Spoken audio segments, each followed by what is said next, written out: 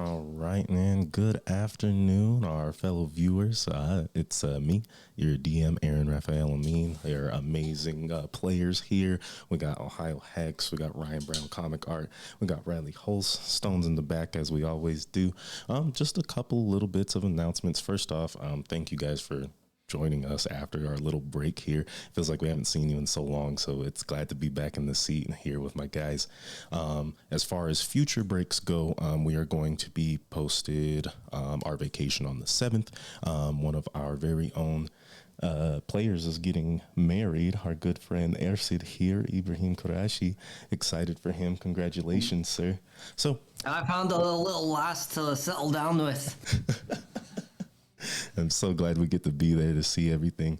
Congratulate him. We're going to see you guys back on the 14th after next week's stream. So we'll have that all posted so it's not as confusing. And as far as announcements go, that is it. So today we have Uren here on Recap. Tell us what happened. Right. While in pursuit of the creature who had so grievously injured their companion, Ersid, our group of adventurers set a trap for his attacker. Little did they expect a quarry quite so formidable as what they would encounter. A beast that would only show itself to strike and disappear just as quickly. Ultimately, it escaped the party before they could defeat it, taking Kane's eye as she did. Humbled, our adventurers decided to regroup and pursue other interests for the time being. Recently, the Broken Blades have secured a client, Nanori, an elven scholar, who seeks an escort for an archaeological venture to the ruins of Elhead, the Dragonborn capital. And we pick up exactly where we left off with our bold adventurers sorting out deals and going over the logistics of their next encounter with the rest of the Broken Blades. You all sit inside the the tavern keep is just kind of sitting there polishing his glasses, and at this point in time it's roughly noon, peak sun, and there's not a lot of other bar goers. You see a couple who you think may try and live here from time to time, who are kind of passed out here on the tables and going up to their rooms, but for most it's kind of just you. Okay.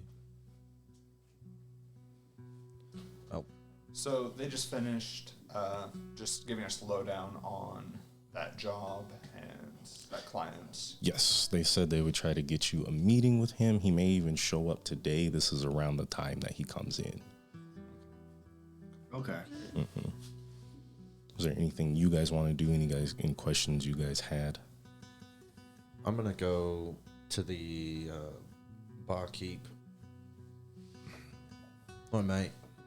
Oi. Do you happen to know if there's any glass blowers in town? I suppose. Let me think. Yeah, I happen to know one. Goes by the name of Wealth. Yes. Great. Where's he at? He is a Dragonborn man. He actually runs the last coin. Oh, perfect. So when he's off, Convenient. isn't it? Yeah. You spend a lot of time there with my competition. Well, not a lot of time. I've just passed through. It's all drinks, mate. No worries.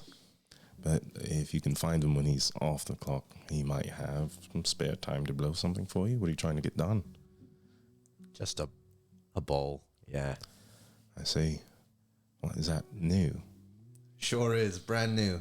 Wow. So, you mercenaries out there really do be getting into it. Is this from a demon then? I don't know what it's from. Excuse me. Well, I mean, I suppose it could be a demon or something else. Couldn't really see its visage. And he kind of looks you up and down. Are you a survivor, maybe? Of the man-eater? That's a story to tell. Yes. Roll deception. Is it Like deception? he assumed it. I mean, he encountered it. He's not dead. Well, Kane knows that it's not the same thing. Oh, okay, gotcha. Somatics. That was a conversation you guys did have with Airsid. Yeah. I am the survivor of the man-eater. There we go. 23. That's what I was confused on. Wow. Maybe we'll see you in the flies one day. Yeah, I'm really tough. You know, hard to kill. Wow. Then he kind of like pats his chest. Tough guy to tough guy. What would you like to drink? It's on me. Something hard. Way to start the morning, I see. And he comes back, and it's just a frothing cup of ale. And as you taste it, it hits so hard, it warms your belly. If it was not the summery environment that is Burnwell and the surrounding Badlands desert, it would be comforting. But right now, it's just kind of sweltering. Thanks, Hot man. ass ale. Hot ass ale. Well, I mean, alcohol, you know. Anyway, is that all you had to do? That's all I need presently. Is metal still there, right? Yeah. All of the broken blades are here. Oh, okay. So metal.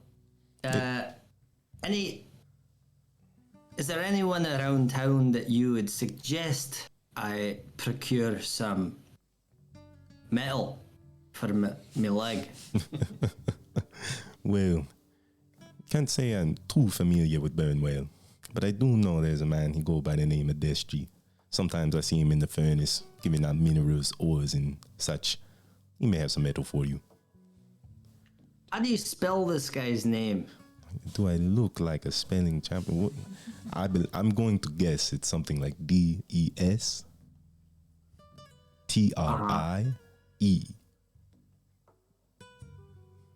All right, that'll do. I'm going to guess. As long as you can say it, I think you should be fine. So, when are we going to get to work on that leg? I have schematics, I have ideas. What you wanted to do? You just want a leg? Well, I mean, first and foremost, I want to stop falling over like a bumbling buffoon anytime I need to make a quick getaway. But, I mean, what sort of fancy gimmicks do you think you can give it? Well, maybe we can get you an extra swing in your step. Get you moving a little bit faster. Maybe jump higher. Or, my personal favorite, I've been thinking, we turn you into some kind of soldieristic war machine. Throw a crossbow at the bottom. Or you Just can kinda put a... leans back on his chairs, like looking at them now. Metal looks at you and he smiles. You think you can put a crossbow in my leg? Looky here. I got the metal arm out there in that carriage. I got a metal beast. You don't think I can put a simple crossbow in a leg? Wow. I'll have to think about that. I mean, those are two really great options. But I suppose first I'll have to get myself some metal for metal. Well, I'll be waiting here. Anyone else? I don't think I really have anything Okay. in particular to do. So you said that bloke is going to be around here soon. And Oliver speaks up. Well, I mean, he could not. He shows up every once in a while. He came here a couple of days ago. Not sure what he does in his spare time. Well, we have a lot to do. If you see him come in, you could let him know that we wish to speak to him. Other than that, it seems like, I mean, we have to wait for Ersid's leg to be created and for my glaive to be enchanted, so... Well, if we see him today, if you guys are all busy, we'll send Uwasa after you. Are you guys planning on being anywhere specific? Well, I might look around town and find some metal. Maybe try and check out Destry. Okay, so we can reliably send it to the furnace, I'm sure. And Uwasa just kind of looks in and gives you guys a big thumbs up and a really big smile. She's fast. She's good at what she does. Ren returns the smile. Thumbs up. Is there a library somewhere here? Yes, I do believe there are a couple of libraries. As far as the ones that you normally have access to, you'll find them What about if I have a writ? Well, if you Get me have in a somewhere writ, fancy. then you may be able to access the archives. That's what I'm thinking. I need something like that. I'm not sure who runs them. You might be able to get some more information. Asking Hammers, maybe that woman who happens to run the Dreamer's Keep might also have some ideas. But if you're just here in the smelting, I do know there's the Burnwell Public Library. Okay. Perfect. Thank you. What do you need at the library, Kane? Research? Books, obviously. Yeah. You know. You ever opened one? No, I can't say that I have. Might do you some good. Oh yeah. I bet they have one on walking with one leg. Oh, do they have one with seeing with two eyes, or can you not read it? I could still read it. Look, I wasn't trying to. I was just trying to liven the mood a little. I wasn't trying to hurt your feelings. No, I know, no, it's nothing. No, I get it. All right. Well. Well, you're looking for a glass blower. I am. Well, I'm looking for someone who does metal. Yeah. Shall we take a stroll? That's what I was thinking. Are we Alright. splitting the party? He did say to wait until he was off. It is noon. Do you want to go to the library first? Well, I suppose, but we could go and see Destry first. I guess we could go to the library as well. Doesn't matter to me. Don't care. All right, let's see if there's a way we can get into the archive with just this writ, or if they want some other fucking bullshit. And then we'll go see Destry, and then hopefully by then, wealth is not working. Alright. Roll an insight check.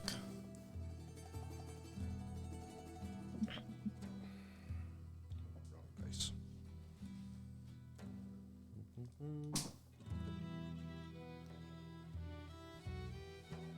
15. 15.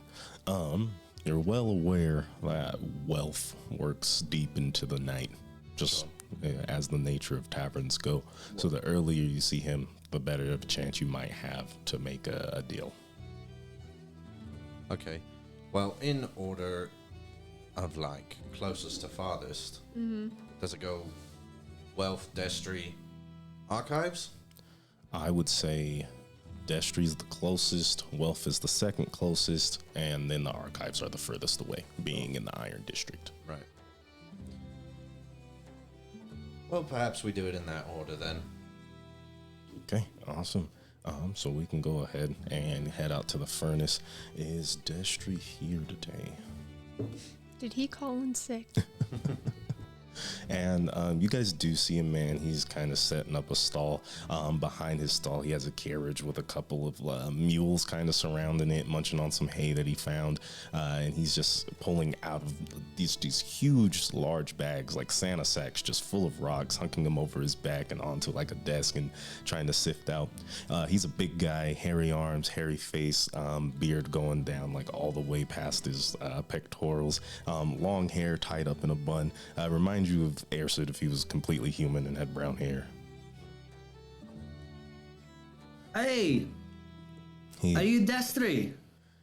He just kind of keeps moving his rocks. Yep. Well, nice to meet you. My name's Airsid. These are my companions.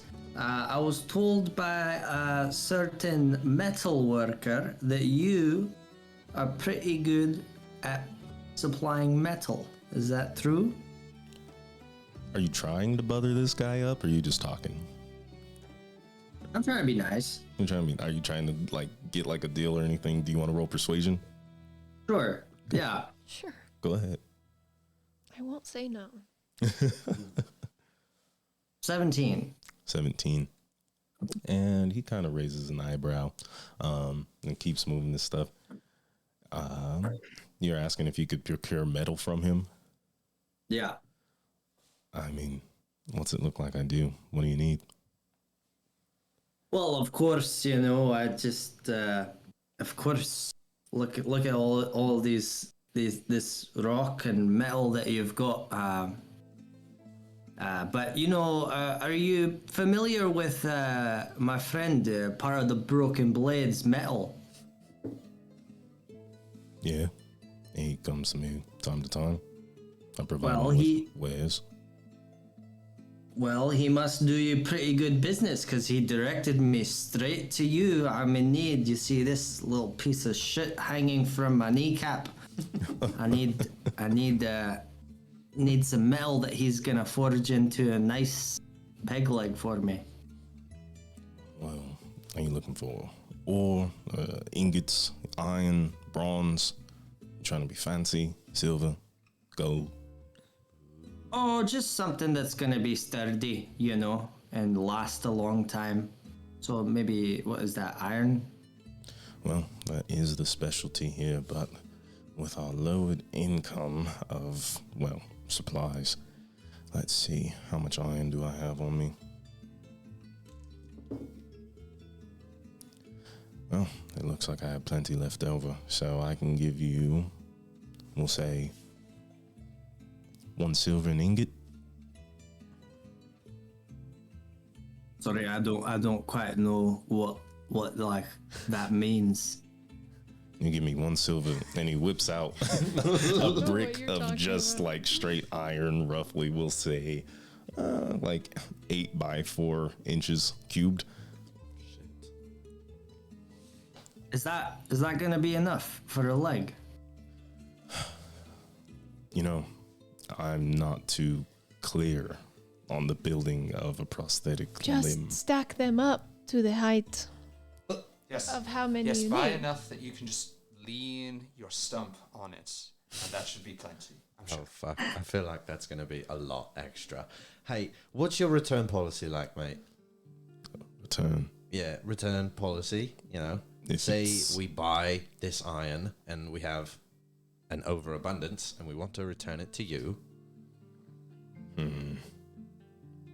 You'll If buy you- it back.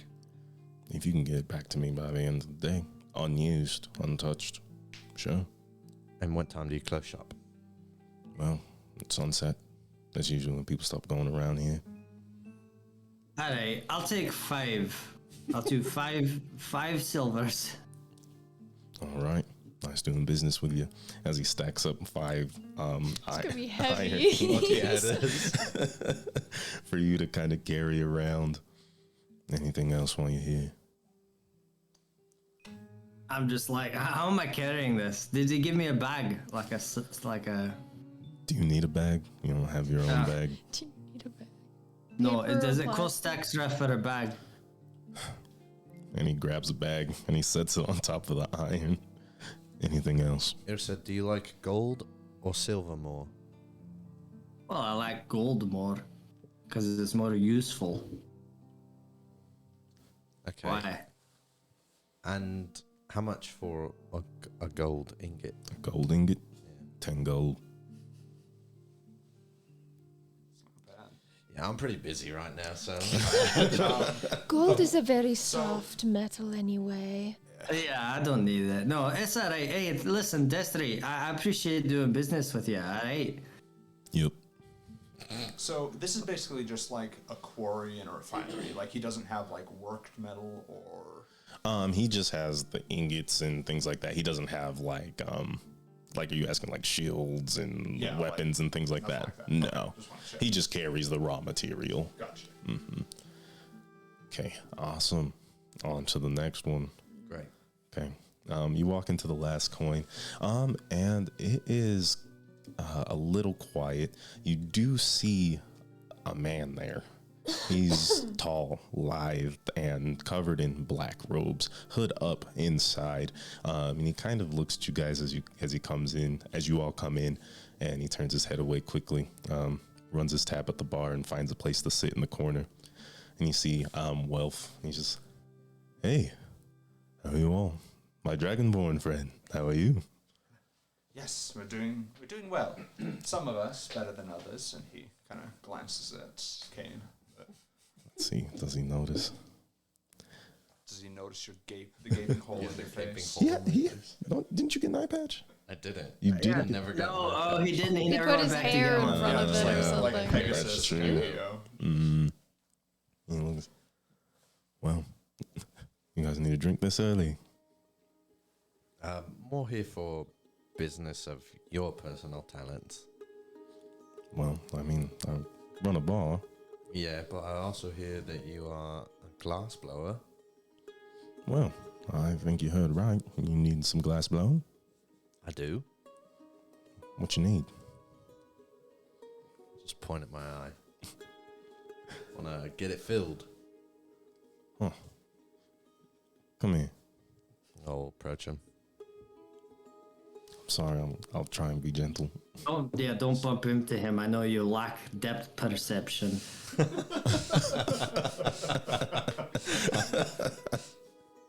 And like he chuckles and like as he does, he just kind of like fiddles around. Doesn't really see anything special. Yeah, I can feel that one. Great. What do you want? Anything special? Do you want it to look like that eye? Do you want something? No, I'm thinking like it's close to an opal as you can get. Really? Oh, that's interesting. I think I can do that. Yeah. Let's see. You should get made of something that you could use for a spell if you're in a jam. A spell. A spell component. That's a good idea. Do you want me to fill it with something? I'm not sure what fits in an orb this small. You can put a spell in a little glass bowl. Not exactly. And Uren like holds up his ring. It's like, but certain spells require other materials to focus in order to cast them. What I'm saying is that if Kane had the interest, he could stole one in his eye socket. And just like to emphasize, Uren cast prestidigitation with just to create a flash of light around his ring. Nice, and you see it gleaming just so miraculously. So, Wow. Well, how much is that gonna cost? without anything, well, I guess it depends on what you're trying to fill it with, mate. That being said, just the eye itself, I could probably get that done for 5 gold pretty easily. Okay. What if I wanted to fill it with a spell? With a spell component? Depends on the component. Right. I don't know what my components I even need for any of my spells. It really only matters if you have a cost, I think. Yeah. Which none of them do. Get a diamond. Like Get a big if old some of diamond in them your cost face. Right. diamonds or Right. gold. Right. No spell that I know does. So. Well, if you don't need anything special, I'd be happy Yeah, to. but you do know that. I mean, maybe this is a little meta, but does your character know that there are spells that do cost gold and diamonds? Well, sure, but I don't have the money to spend for a fucking diamond eye presently. It's neither here nor there at this point. Yeah, because it's like the lowest thing that you could do would be like 100 gold diamond. Mm-hmm. Yeah, that's true. Yeah. So I think just the eye. Could you also, since we're talking 5 gold here, could you do a black one? You want to be able to switch them out. Yeah. You're an interesting fellow. Yeah, I'll give you 2 for 8. How does that sound? Deal. All right.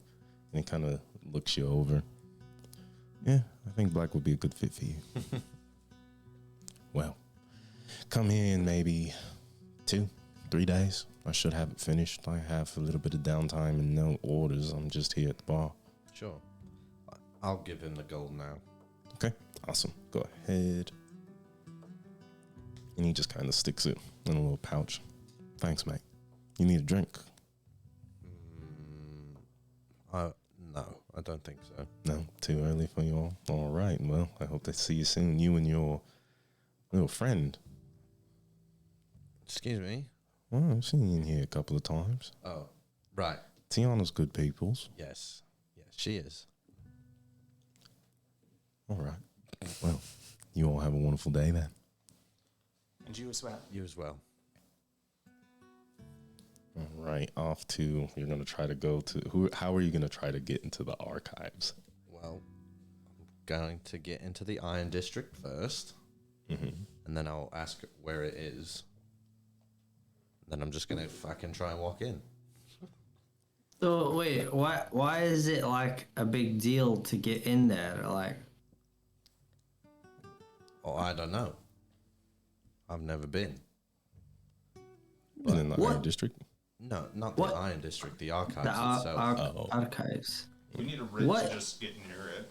Yeah, we need a writ just to move into the place, or just to move into the area of the city that it's in.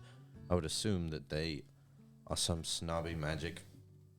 Oh, my brain is better than your brain, so you're not allowed to read these books, you know? What is a writ? I pull it out. It's that piece of paper It's that lets us move. the important piece of paper. It has our names on it. I thought I told you this before. Probably. I thought you did as well. All right. All right. So I'm going to have you roll investigation. And Ershad, what's your passive perception? 17. Okay. Oh, fuck. Roll good. 19. 19. Okay. So you're just basically asking like how to get into the archives. Yeah. Okay. You happen to run up on a couple of guards. Your first idea is to go to the Hammers, and they simply tell you that the archives are part of Rotbrick Castle. So you need an escort, whether it be from one of the Hammers or someone, anyone who can get you in there. But since it is the castle, Okay. yeah. So what are you folks doing? Well, we have to get ready for King's speech here in a couple of days. Well, So we're patrolling, and after this whole fiasco, I'm not sure if you're familiar with Lyra, but they came in telling us all about some issues with Manny to Mabel. So we're all on high alert. I'm sorry, you gave Oh, it a now you're on name? high alert. Manny and Mabel? That's what the people been calling it, yeah. I'm sorry, maybe I knew that. Maybe they said that before. Manny and Mabel. Okay, well, are there any of the Hammers who could perhaps escort us? What business do you have in the archives? I need to research some stuff. Stuff. Yeah, About Manit or Mabel. right. Because we were with Lyra. Look, do you see that I'm missing an eye? Yes. I'm a survivor of Manny and Mabel. Roll. Do you have persuasion? Do you have proficiency in deception? And so's my mate here. Look at him. He's got an M on him. As I point over to. Oh, yeah. I Sid? totally forgot. Look. Yeah. Look at that. And you show him the M on your chest. I will let you roll persuasion with advantage. I think there's enough moving parts here.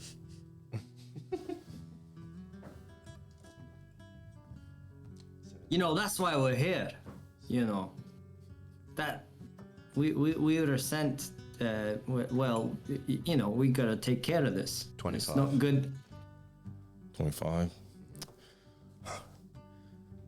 Yeah, I think we got a couple of people we can get in here. If you're really doing research to help the city, Of course. wait here. Lyra's out grabbing some things. We'll have her take you. Sure. Okay. And after some time passes by, Lyra comes in as prim and proper as ever. Her fluffy button-up shirt all ready to go. Her cravat sticking out of her like navy blue jacket. Very tight like leather pants and boots. Hair done up in a bun this time. Oh, it's all of you. So, and then one of the Hammers speaks up. Lyra, we need you to take this one here to the archives. Well, what about my friends?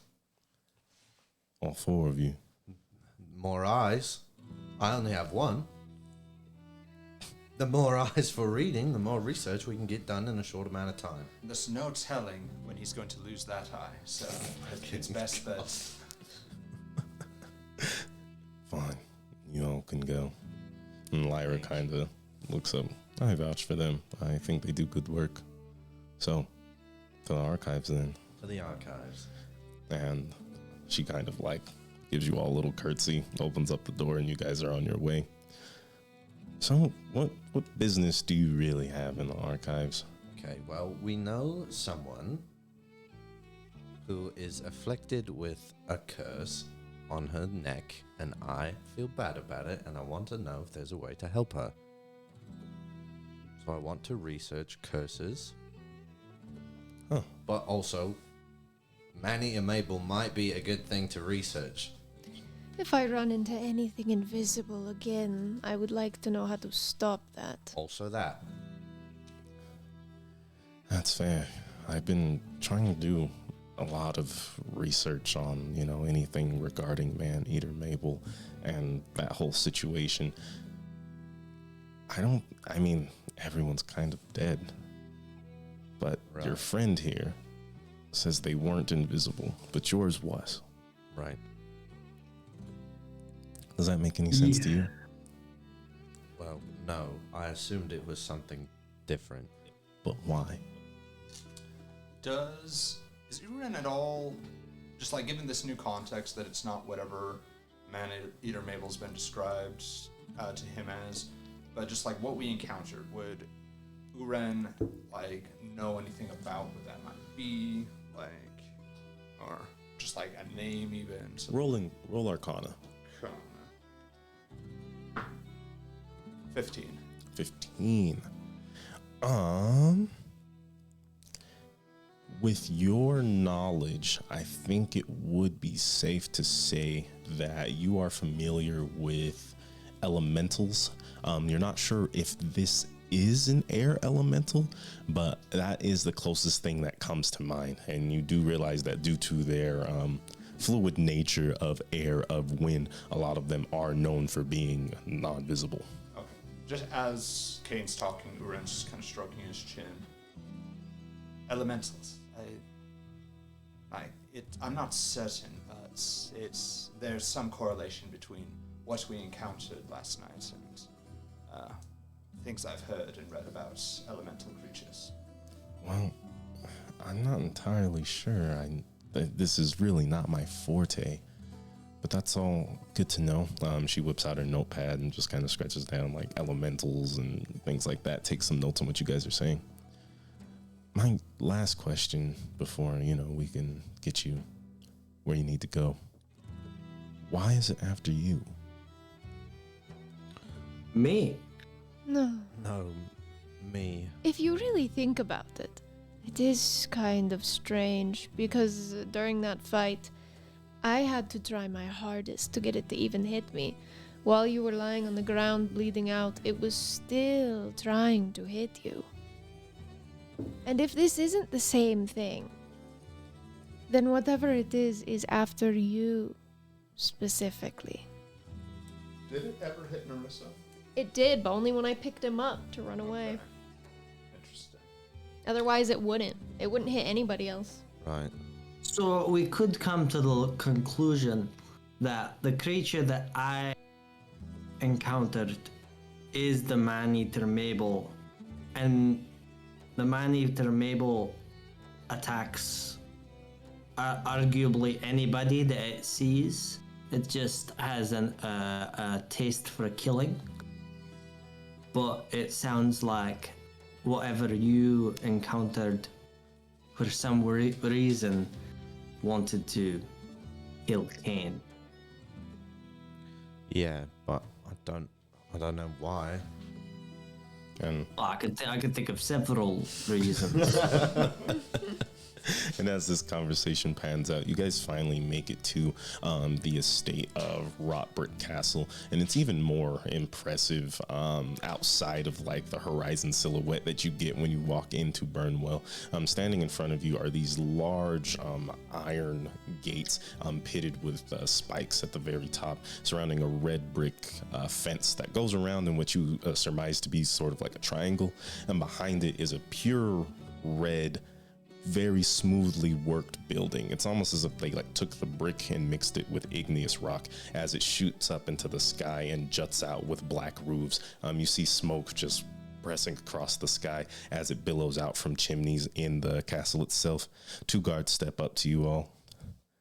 So, Ritz, please. When Lyra lifts up some paperwork, they look at it and they open the gates. As they just kind of spread them apart, you can hear them creaking just as you guys walk in.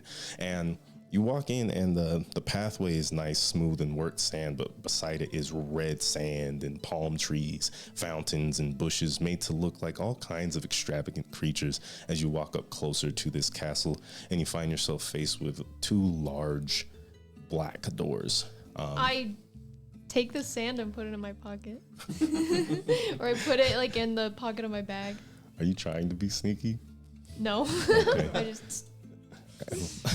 Lyra looks at you, she's like, I think that's fine, but I'd be careful what you put in your pockets on royal property. But what if we see something invisible again? I'm not saying it's a bad idea. I'm just saying those guards might not know what you're trying to do. You hear in your mind, just from Uran, it's like, no, it's a good idea. That way, if you do have to steal something, just say, oh, it was just the sand that you saw me steal yesterday. It's okay, I'll be careful. I'm just asking. I mean, this is, well, if we're being honest, I don't come to the castle very often, so I don't know how important this sand is. And she like walks in the door. Is it special sand? I didn't know that there was such a thing. Look, I don't have all the logistics. I just think, anyway. And you guys walk inside, and there is a older looking gentleman, also dragonborn, with very like long, almost like antennae, kind of like a mustache, and they are brown in coloration, sort of like a shiny bronzish color. Cute. And he looks at you all, and he's dressed in robes, and he's holding a little book. And behind him, the room fans out into this very large, decadent foyer with pillars reaching towards the top of these vaulted ceilings, and just a very large, grand staircase going up. Behind the staircase, you see all kinds of, I would say, alcoves or places for like kitchens and dormitories to be for the maids and servants and such. This man stands in front of you, a little short, about 5 feet tall, looks up at you with low eyes. And how can I help you all today? We're here to do some research. Well, and Lyra comes in. They need access to the archives, if that's okay. I have this, and she shows him a writ. And he takes it down and sticks it in his book. He doesn't give it back to her. Allow me to escort you all. And he takes you down these very long hallways, all trimmed with like sort of like rugs and textiles hanging from the sides of each hallway, left to right. And you start to see some that are people, very large, just portraits of men with sort of olive tan skin and large, very refined beards, hair kept up, well cut, and regal regalia just all over them. Red robes with blue eccentric accents coming all the way down. And they all look at you with the same stern face. Like, you see different people, but there's an obvious sense of lineage here as you go. I gently poke the frames of the paintings to see if they make me sad. And as you press on these paintings, no emotion is elicited. Okay, I walk to the next one. Okay. You say it out loud. Yeah. Okay. Going. And the small dragonborn man, please refrain from touching the effects here. Oh. Yeah. Sorry. No need to apologize. They are beautiful pieces of art, aren't they? This is the Iltar lineage from Iltar the First to our now ruling Iltar the Fourth. So, carry on. Appreciate the art with your eyes. Oh. And Or just I. Fuck you. Going to beat you up. excuse me, while you all are in the archives, and he stops at just a pretty standard set of double doors, engraved with, it looks to be sort of like a hammer and brick anvil motif. Keep your voices down in here. Sorry, mate. No need to apologize. Just letting you know. So, do you know, like, a lot of the books in here? Depends. I do happen to spend a lot of time in the archives myself. You look very astute. I'm trying to find a curse, okay, that might be bestowed on a person, on their throat, and take away their voice. Excuse me. Yeah, you ever heard of anything like that? That's very specific. It is. And he ponders for a moment. There's only so many things, creatures, deities that might go for something like that. Now, the nature of this, simply the voice is gone. Seems to be. Do you know what this is there? What does this scar, this curse, this mark look like? Like, I can't quite remember. I remember it branched out, right? Think of like filigree, like leaves and vines, very floral in pattern. Well, I will relay that. It's filigree and floral right here on the throat. I would entertain forest magic, anything developed by nature, druids, maybe even the Feywild, if you are familiar. I mean, I've heard of it. The stories they tell us as kids to keep us in bed at night. Right. That being said, I wish you the best of luck. If you do need any help, my name is, well, Gustavo. Gustavo. And you can reach me. I'm sorry, I can reach you where? You can reach me in the foyer. I gather all the guests to their locales. Okay. And with this writ, I would prefer if you do not expand your stay in the archives to more than an hour. Oof. 1 gotta hurry. hour. Okay. Well, good thing that my friends came with me, and it's not just me. Understood. If you do find a lead, bring that to me and we can speak about extending your time. Okay. Lyra's in here with us, right? Yeah. Okay. I'll look at her and be like, I'm not really, I've never been in a library before. So I think maybe you should look for anything on this invisible creature. And not Maneater Mabel? Maybe both?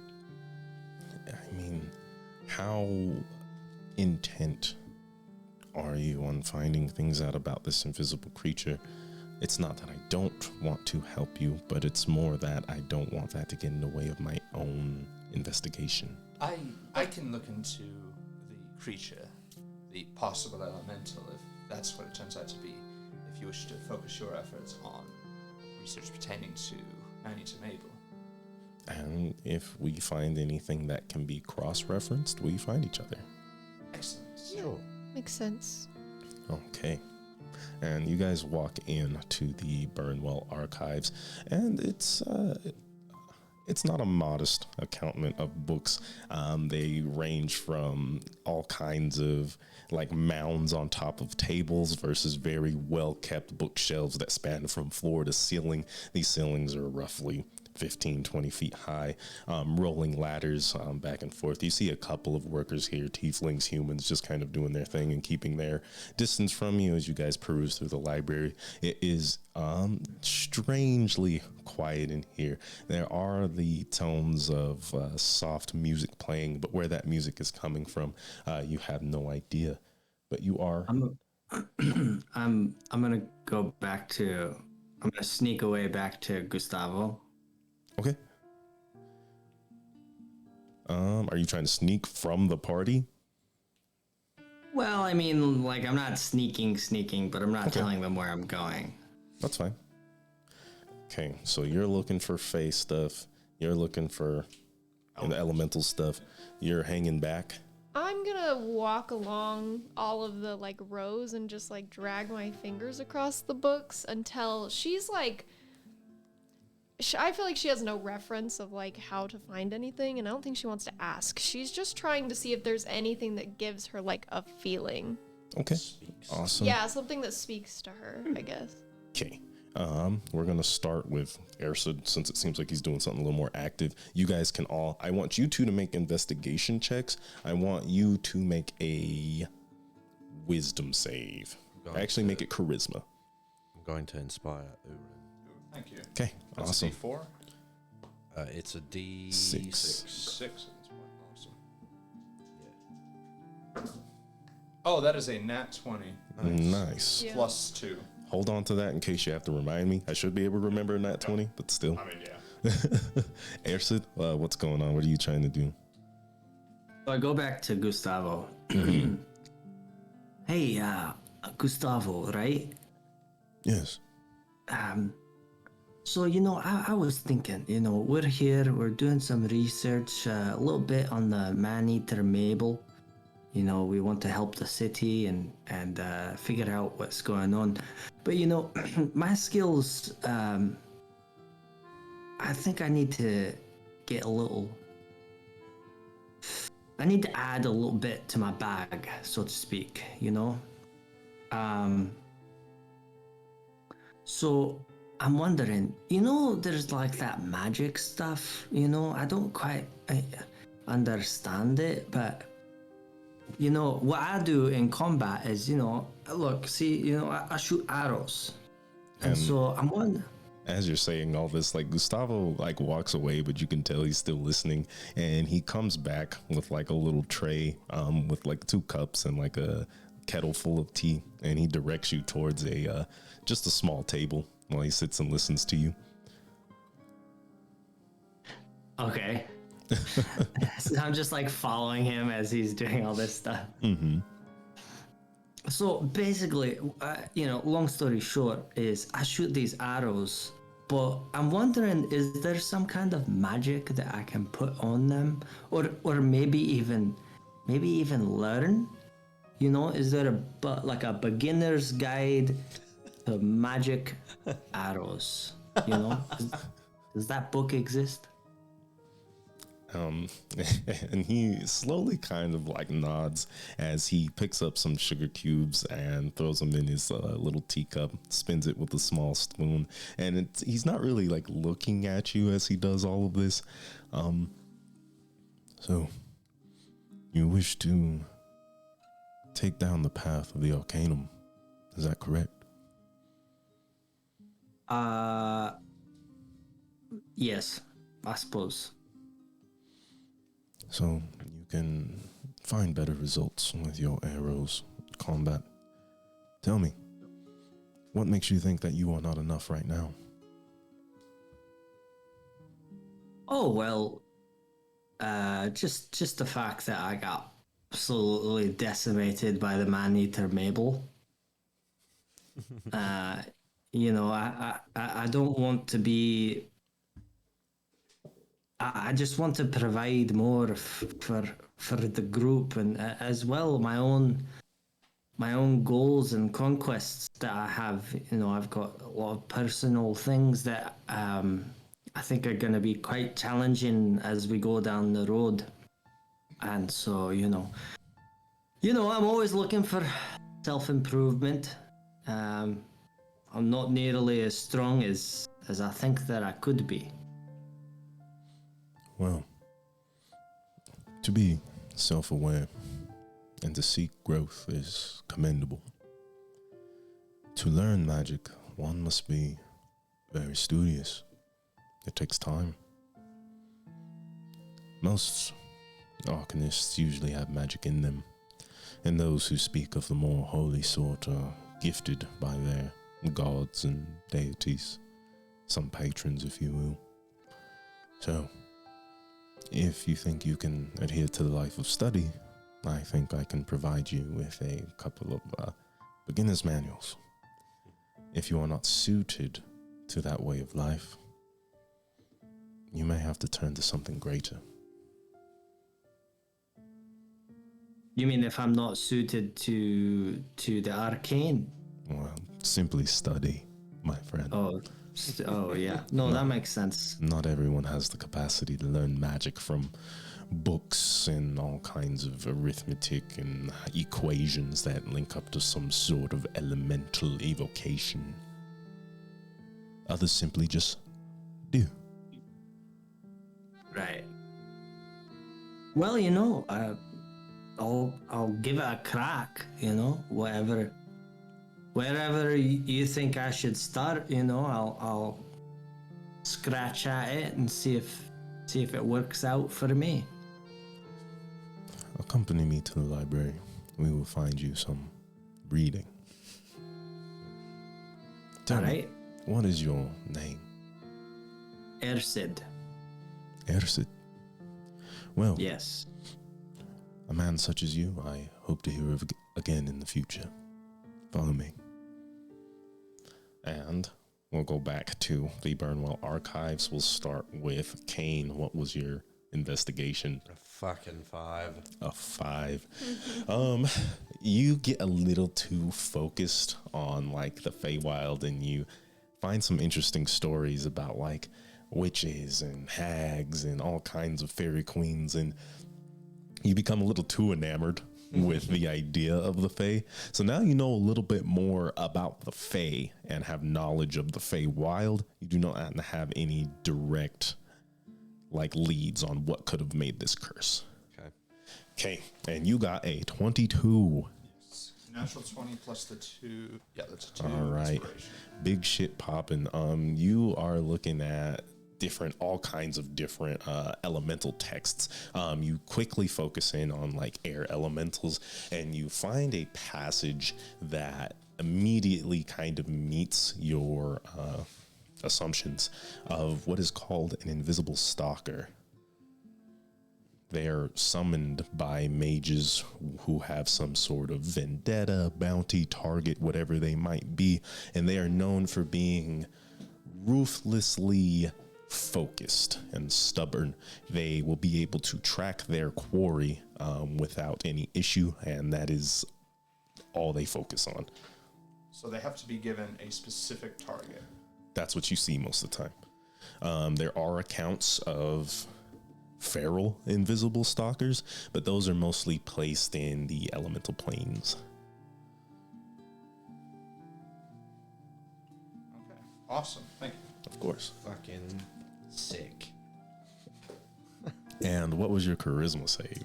It was a 7. If I use my divine sense, can I get advantage? What does your divine sense do? It just detects good and evil, basically. Anything affected by the hollow spell or the location of any celestial fiend or undead within 60 feet. I don't think that's gonna help you, but good try. Let's see. How do I say this? As you're kind of perusing between these books and just kind of gliding your hand across the spines of them, one does sort of elicit a small, almost drop of emotion in you. And you look at this book, and it's talking a lot about what are called nagas, which are these like strange snake creatures with humanoid heads that are known for being like guards or totems in many of their myths and collective stories told about them. And for some odd reason, that book itself really, it's the only one that sticks out to you. Okay. And you guys, yeah. Close it, put it back. Okay. And you guys see Gustavo walk in with Ersid, and he just kind of puts his hand up trying to say like, oh, it's not your time. And Ersid, he gives you a couple of books. He gives you a book on magical armaments. He gives you a book on basically like enchantment 101. And he also gives you a book going over the many sources of magic between Arcanum and the Holy.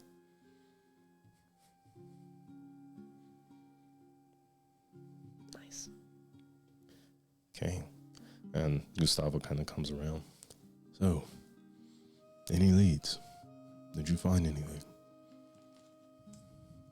Yes. No. I found exactly what I was looking for. I very much appreciate the use of your archives. I am glad we had the information you seek. Yes, indeed. And let me roll for Lyra. Oof. As you guys step out, Lyra's like, I'm glad you found something, Uren. I think we all came up a little less from this trip. I mean, you know what it isn't. A little bit better, if anything. That is true. I can be thankful for that. Acid, you were saying? Well, actually, can I make a perception check? Yeah, go ahead. I want to know if there's anybody in here that seems like they're watching us. Okay. Dirty 20. Dirty 20. I mean, the employees and things look like they are watching you. You do notice that as you are stepping out of the archives, sort of in that grand foyer, there's like a balcony up top, and you see a face there, a man covered in red robes gilded with gold, keeping a very stark eye on you. He looks a lot like the portraits that you've seen in the hallway. So he's on a floor above us? Yes.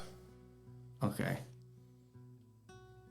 So I give Uren a nudge as I'm holding my books.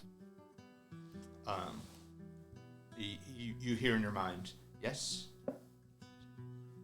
You know, I didn't know what to make of it, but as we were coming to the archives, I thought maybe I was imagining it or making it bigger than it was.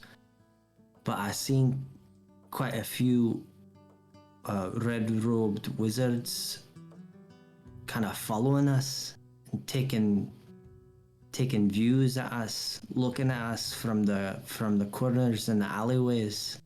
And I saw a man in a black robe leave the bar quickly after we did. I thought nothing of it, but then I see this bloke, don't look.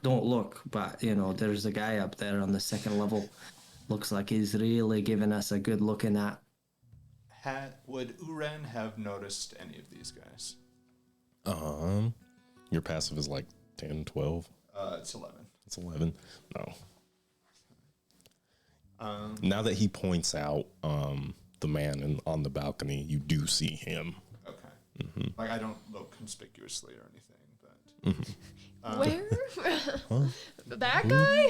Yeah, like, strange. Are they the same... Are they the same Thay wizards that we've dealt with up to this point? Or the Thay wizards? The Red Wizards of Thay. Yeah. Ersid, you were there when you found out who they were, right? Yeah. Okay, yeah, you would know. They're Yes. when I say red wizards, that's who I'm specifically alluding to. Yeah. Well, if it's the Red Wizards of Thay, they've been cautious ever since Rod's Finest arrived. Though we before, while you were in the infirmary, we did speak with one. There's a potential cooperation that might be forming between us and them, though nothing concrete. They may be keeping an eye on us for that reason, but we might do well to keep an eye on them in kind.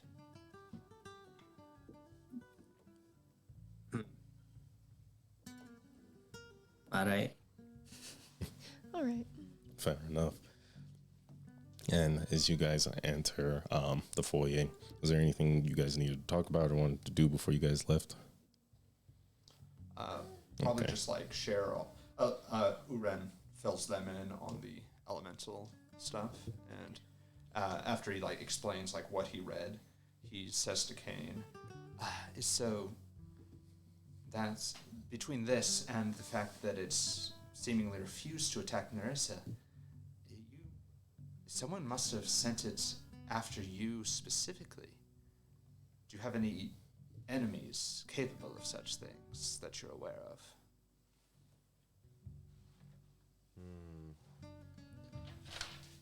No. I mean, Well, I mean, half the city doesn't like you. right. But they have to have a particularly strong hatred to create something to send after you. Yeah. Does Uren have any inclination of like how powerful a magic user would have to be able to summon an invisible stalker? Roll Arcana. The only person who even knows me here is Val. It's 13. It's a 13. You kind of think like specific rituals. There's so many ways to get in contact with other planes and other creatures. A very novice mage could get lucky enough to do this if they had the right means. Gotcha. Mm-hmm. Doesn't narrow it down a whole lot. The only person who knows me here is Val. You don't think she would do this, do you? I don't think she would, but I mean, Well, is she a magic user? no. But I haven't seen her in a long time. Or the Irid's finest fucks who I talked to in the smelting. Maybe them. Do they use arcane magic? No, they've been staunchly against the use of magic. I think if they were going to kill you, they would want to do it themselves. Fair enough. I really don't know. I don't know who it could be. Are you guys speaking in hushed voices? Yeah. Yeah. I suppose. Yeah, library voices. Yeah, Understood. or quiet ones. Just to make sure. Uren pauses for a minute, and then you hear just in your mind, it's not impossible that it was one of the Red Wizards who sent it. I can think of no one else who's a regular arcane practitioner. Yeah, I suppose not, but also they wanted to work with us. Why would they send... Yes. And you didn't antagonize them in the way that you did Arad's finest. Right, yeah. That's- Now that am I also in your mind? No, you can do one at a time. Yeah, he can only do one at a time. Okay. Like if you ever like signal to him, he'll like go into your mind. Okay. So, you hear in your mind. Did you have something to add? You looked like you wanted to say something. He looked at me intently. Well, if we're considering magic users that we know, it does seem to be quite an odd coincidence that they happen to be following us into the archive at this very moment. It was a red cloaked figure? To be clear, you saw them on your way to the castle. You didn't see them in the castle. Okay. Oh. But, Okay. but the fellow who caught my attention as we walked in was in black. Yes. When we walked into the bar. Mm-hmm. Oh, I saw him as well. Right, but so not a red wizard of Thay. A mystery. A mystery character. I feel like every time I imagine Erised like speaking to Uren in his head, he's raising his eyebrows like a lot and doing a lot of like hand motions, like he is talking. I'm just like, wait, can you guys see me? Yeah. Yeah. Yeah. I'm just like, Yeah. Right, exactly. Okay. And as you guys are about to head out, a soft voice kind of echoes. So, you made your way into the archives. And stepping down from the grand staircase, looks to be a very noble man. His robes are draping across the floor as he comes down. He's stroking a very thick beard, and he has golden eyes that look at you with a very thoughtful yet discerning kind of gaze. He kind of runs his hand through his thick black hair.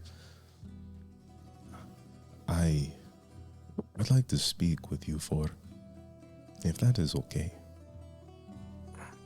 I'm sorry, do we know you? Who the hell are you? Well, I am sure you have heard of me. And he gives you a small bow as he continues to walk down the stairs. I am King Eltar. Wait, is the king hot? I would say so. What? I mean, he sounds hot. He sounds hot, yeah. I'm like, oh. I didn't know the king was hot. I would say the king is an attractive man. How old does he look? How old does he look? Ooh, I'd say he looks no older than like late 30s. Late 30s? Yeah. Human? Yes. Okay. Upon hearing that he's the king, Uren does bow somewhat deeply to him. It's I stick out my hand. Like a Nice to handshake. meet you. Yeah. And he walks up. I and, do a mixture because I don't know which is correct. And so you bow and like give your hand out, and he walks up to Airsid, and he kind of like grabs you by the forearm and gives you a very firm handshake and smiles at you. He looks at you with your hand out, and he kind of softly touches your hand and just kind of raises you up, and he bows slightly. I'm like, Nothing. it's Just nod my head. it That's is an all. honor to meet you, my liege. It is an honor to meet, well, the saviors of Orin, I presume. Saviors. Well, Yeah, of course. a village is nothing without its people, and Suppose the that people is have true. survived, at least some. True enough. When he called us the saviors of Orin, Uren just thinks back to earlier in the day when he scratched out Orin on his map and wrote Aiganir's Roost. Oh no. I just like kind of glances to the side of it. It's- I am surprised you all came to me. Well, to my premises. Simply to visit the archives. Well, we did plan on meeting with you, but we heard that you were rather busy once we arrived. I thought you were busy with your speech. You got a speech coming up. In the next few days, yes. I do plan on advertising a little. I would like my people to come. And the reason why I'm stopping you here is I was wondering if you would like to be involved. this In the doesn't. speech. What?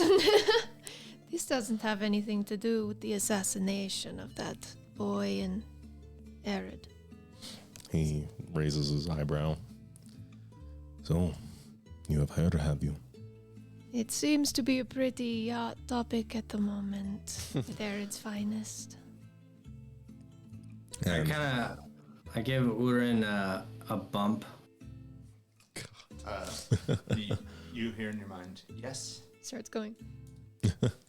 And are we sure that this is the king? Well, one thing I was wondering is, like, do I see, like, that the guards might have formed up around us now that we're just, like, right next to the king? there are no guards inside. But what you do see is stepping down, following behind the king, are 3 of Arid's finest. One that looks very familiar. Okay. Speak of them and they will appear. Fuckers. Would Uren know one way or another if this was the king? Does he look You like can the roll portrait? history. Look like the paintings. He does look like the portraits. Okay. Yeah, but just because he looks like him doesn't mean it's him. Sure. Yeah. I mean, I rolled a 14, but honestly, the fact that we saw his portrait earlier is probably enough for me. Okay, good. Yeah. And I said as much to Airset in his mind. All right. It seems like it. And you were asking about Arid's finest. Well, one of them speaks. We just might be involved. And the king sort of bows. Cynic Daigo here. There's much we have to explain to the people. And I think the people may take it better if they have some representatives up here with myself. So you're asking us when you do your speech that we're up there on the stage? I do believe you deserve a proper thanks. To my knowledge, the people of Orin would not have made it to Burnwell without your help. Does I he agree. seem like he... I don't know. Like he means this, I guess? Roll insight. Damn it! I always forget that I can do that. Yeah. Literally like 6. Yeah, dude. You have no reason to. He's a great king. This is a good idea. He's a good-looking man. Like, there's yeah, no- I'm a little... Uren says, far be it from us to refuse. If any, and he just like kind of looks to you guys for confirmation. I have no objection to. We don't really live here, but if you wish to do this, then sure. Burnwell is.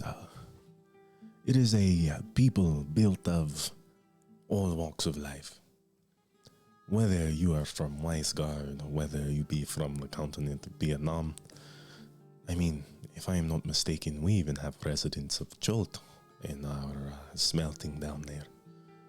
We welcome everyone because everyone is welcome in Burnwell.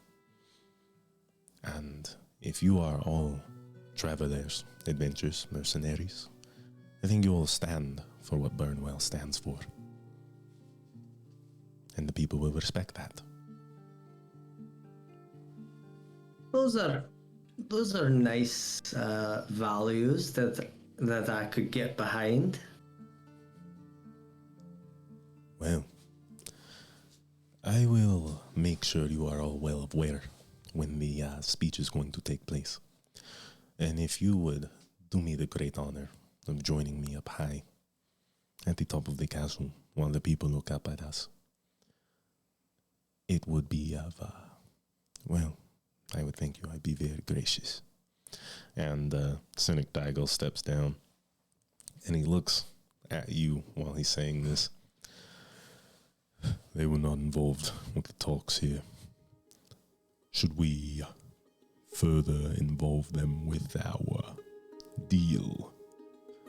And King Iltar kind of looks up at Cynic Daigo. No, I'm sorry, as he looks at all of you. You will simply have to be a face. To be part of, government officialities, I'm not so sure you really want to bother with all of that right now. Well, perhaps there's something we can help with this deal. after the speech, we can talk more about our dealings with Erid, and if you deign yourselves to get involved, well, at least you'll know what you're getting involved with. Okay. Well, and he bows a little steeper of a bow than before. Please, feel free to contact Lyra. I will allow her to allow you into the castle anytime. For the saviors of Orin, my people, deserve the best. Uren returns a deep bow. Much obliged, my liege. I'm just like, oh my god. I'm so cool. It's a new feeling for you. Well, far be it from me to keep you from your newer adventures. I will see you all in the future. And you walk away, and you can feel Cynic Daigo's eyes just pressing into you. And even you, he kind of splits between the two of you, thinking, what would an Airist finest do with these guys? And you guys have exited the castle. You guys are at the wrought brick iron gates. What is your next move? What time of day is it? After everything's said and done, I mean, you guys went to 2 shops and the castle, stayed in there for about an hour. We'd say it's about 2-3-ish. Whatever I mean, that we don't means. really have too much left to do. Aren't we just kind of killing time before our stuff gets done? And before, what does a speech happen? In a few days. Yeah, the speech is in a couple days. We're still waiting on homeboy. What's his name? On Nanori to. Yeah, we could go back to the well and give metal the metal. Yeah. And we could see if that guy's there. What's that guy's name? Nanori? Nanori. Yes. And didn't you have like a third stop that you wanted to make? You asked like 3 locations and which one was closest. No, we talked to that guy, and he's not going to be done with his eye for like 3 days or something. Gotcha. Okay, awesome. So, back to the well. Suppose so. Okay, awesome. You guys make it back there. Quick time. Lyra gives you guys a quick goodbye, and she says she's going to go back to an investigation and see what she can find out about Maneater Mabel in this amount of time. And you guys enter in, and you guys do see the broken blades sitting with an elven man with a very large cloak, a collar piercing like over his face, hair just down his face, down his back. He kind of looks at you with these very vibrant purple eyes. Oliver raises his hand. Look who we have here. Nanori. These are your mercenaries. And he kind of gets up and he gives you guys way too deep of a bow. Like most people would like chill at like 90 degrees, but he's definitely like at an acute angle as he bows down to you all. It's a yoga pose. Yeah. So you are all the ones who are going to help me go to the ruins of Ilhayed. I Yes. suppose so. Well, What exactly do you need for mercenaries for? well, I have to say this is a long travel, very long distance we must go. So, Like, how many days? from Burnwell to the ruins of Ilhayed, and he starts counting on his fingers. Are we planning on going fast, or do we want to take our time? I don't know. What's the normal speed? Just the normal travel. How good are you in a fight? Excuse me, sir. I am a scholar before anything. So, So not. He no. did hire us. Yeah, but I want to know if I have to focus on me and my friends or me and him. well, if you all do your jobs well, I can be gone. I will stay out of the way. Right. Good. We are happy to assist you, but the only reason we ask about the length of the journey is because We have a commitment in the next few days, and we would hate to miss it. And he kind of stands up, and you can see like his shoulders are kind of slumped.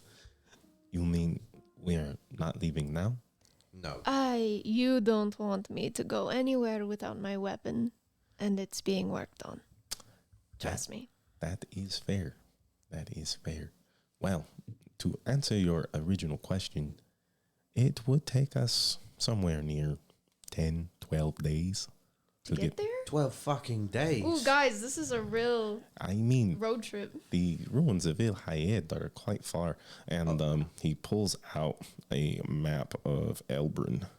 Are we walking or? Sorry, is that one way? One way is 10 to 12 days. Yes.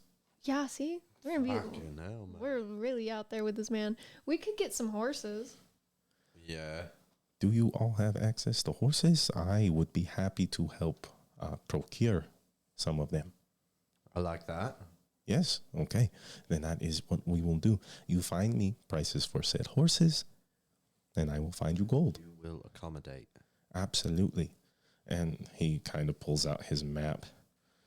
So, we are here in Burnwell. This is... That's fine. There we go. But here, and he points to the map, in the claw of the redolent valley, this is where we will find the ruins of Il Hayed. Which means, well, this will be quite a trip, taking me through the Badlands and through the forests of, Anam's Grip, near the Moor of Dead Men. This will be quite a trip indeed.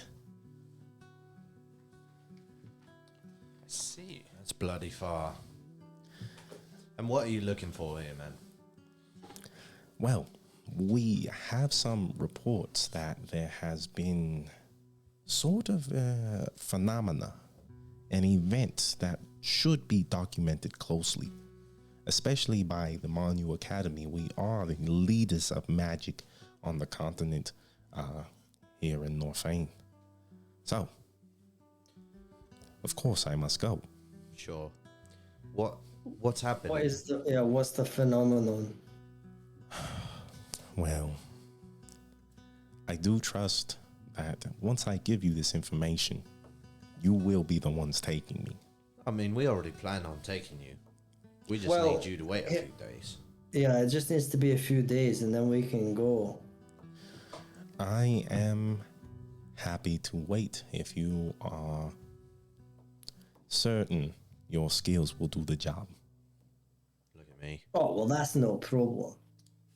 Look at her. I Look at flex. him.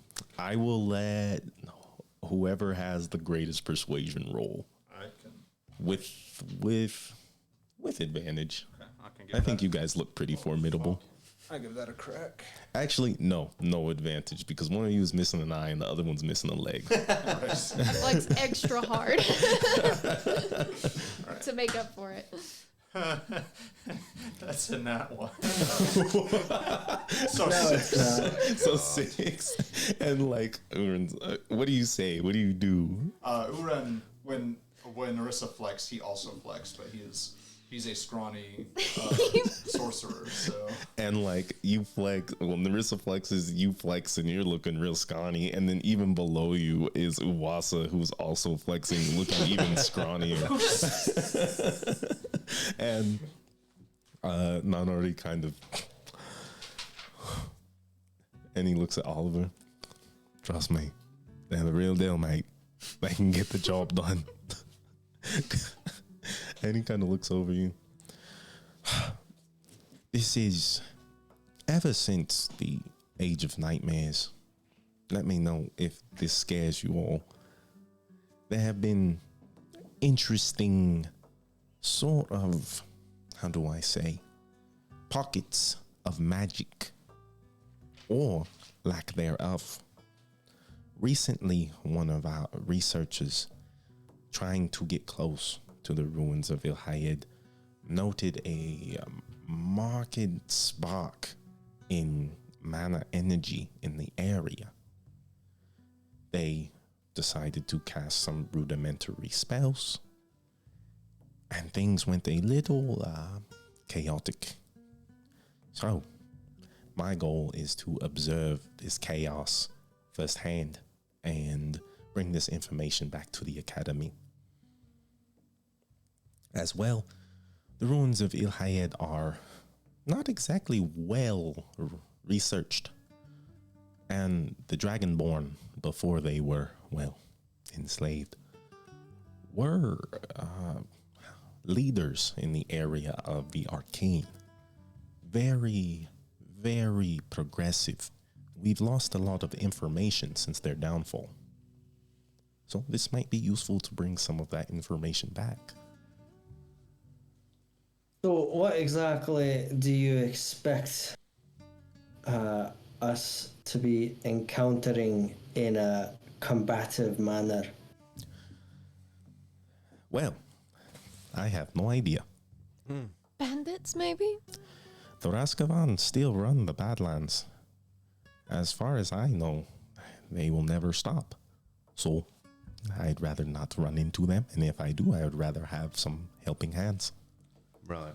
And we have dealt with the Raskavan before. Really? Rather handily, I might say. Well, She killed a leader by herself. a leader? Sinbo. Yes, Simbo. Sure, Yes, you've heard of it. a leader.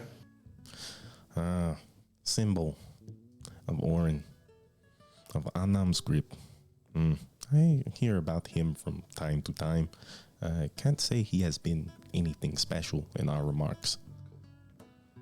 He's dead now, so he never will be.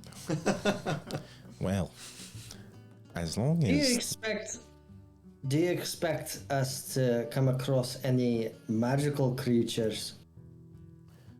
I mean, the Badlands are full of fiends, demons, and undead. Right. If that's not magical, I do not know what is. Lands are full of terrors, even, you might say. Yes, which is why I am terrified of leaving on my own. Don't be scared. Roll persuasion. Well, it can't. Oh, I was just gonna say something persuasive. Say it, say it. It can't be any worse than this. And I show the M. I'm sure you've heard of the man-eater Mabel. Go ahead and roll with advantage. Me? 13. 13. Oh, her. Okay. Okay. That. You survive the man-eater Mabel. Is that correct? Yeah, that is. Where are you from? You are interesting. I am not sure if this is rude to say, but you are half-elf, yes? Yeah, that's right. I never knew my dad, but he was elf. Seems to be And a mim- common theme. Never knew my father. Have you heard of Viscandia? Yes, the tribe of Scandia, they happen to revere some parts of the Pleasant Wood, Anam's Grip. Sometimes they even make their way all the way to Molitushu. Isn't that correct? That's right. So- You're rather knowledgeable. Well, I am a scholar of the Manu Academy. That is what I am meant here to do. So tell me, you being part of the tribe of Scandia, and he kind of like sits down and he's looking at you very intently. They are sort of a familial unit. It is not often that one branches off. I'd be interested to learn your story. Well, Are you searching for your father? Is that why you've left? I'm like, wow, this guy is. She's like, is this what I sound like? no, I'm not. I'm not searching for my father. Well, there's a lot that happened, and long story short, maybe I'll get into it a bit later. but I had to part ways. Maybe forcibly part ways with the tribe. But I hope to see them again one day. Well, I am sure that you can go back whenever you feel the time is right. Now, in my dealings with magic, the arcane, even some of the more holy aspects, magic, some think is a coincidence. I think it is carefully planned arrangement of components, being verbal, somatic, whatever it might be. So, maybe you working with me and your friends can be another component of your journey. I'll help you if you help me. That sounds encouraging. I like that. Well, anything for a fellow green elf such as myself. Even if you are half, we are still brothers. Alright. I've got a new brother. Congratulations. And I have a guild with me. So, how long are we waiting before we go off on our excursion? How long did the king say? He I just said a few days. Well, I would say long enough for my friend here to have his leg built. And Metal pipes up. He says, yeah, take me about 7, 8 days. We get you out here. 8 days? 8 days. Look, we're already going to be walking through nothing for like 12. What's 8 more days, you know? I have been waiting for 5 days already. I am not sure my funds will last long enough. The academy only gives us so much, and with this being such a, variable mission, It'll be fine. Just Yes. don't spend any money. Yeah, just procure the horses. Yeah, Do if we procure horses, that should more than cut our travel time in half. will you be in need of a carriage? I think we can save maybe just going with the horses themselves. Well, that's what I would think. That's, yeah, what I was thinking too. I will find horses for our endeavor. It should not be hard. Oh, That is about all I can offer. look. If you don't wait the 8 days, then you've got a gimp on your hands. You won't be as well protected. Is that what you want? You want to run out there for 12 fucking days and then die on our way back because you had a gimp protecting you? And lose all that research? What's the payment? What It kind was of 1,000. It was 1,000 gold. That is Don't remember if it was like each or communally. It's communally. Everything it always is for these jobs, I think. yeah. So, yeah. So, 8 days. I can wait the 8 days. I think that is fair. Good. And at this point in time, you didn't notice before, but a very familiar face pops in. So, you want to wait 8 days, do you? Kane. Okay. Always taking the slow road. Well, luckily we already have a job, so we can't take this one from you. Do you? Val says with a cheeky smile and a glint in her eye. And what might that job be? Oh, wouldn't you like to know? Well, yeah, that's why I asked. I was gonna say. And that's why I answered in that white cane. Hey, you wouldn't happen to know anybody who doesn't like me very much here, do you? Can't say I know anyone who likes you very much in the first place. Ooh. And Yeah, but particularly. Fair enough. But, like, really wants me dead. Couldn't be you, right? Me. Wants you dead. Okay. That's so sweet. No, I don't have enough time on my hands for that. Yeah, I didn't think so. And rest assured, honey, if I wanted you dead, I would do it with my own hands. I would hope so. Can I roll an insight check on that? Go ahead. I have known you to be rather cowardice before, though. That's cocked. Let's balance them. Ooh, that's not Oh, bad. this- That is a 17. That's a 17. You're trying to insight what specifically? I Right. want to answer the right question. Yeah, so she seems to be denying or at least dancing around an accusation that she sent the invisible stalker after him. Urin's trying to determine whether she did send it or at least knows more than she lets on. Nothing like she's definitely being, what's the word? Like pernicious about this. Like she's trying to be hard to read, but nothing makes you think like, oh no, she did it. Okay. Yeah. So she's succeeding in her endeavor here. And as you say that, you see a little puffball of hair next to you.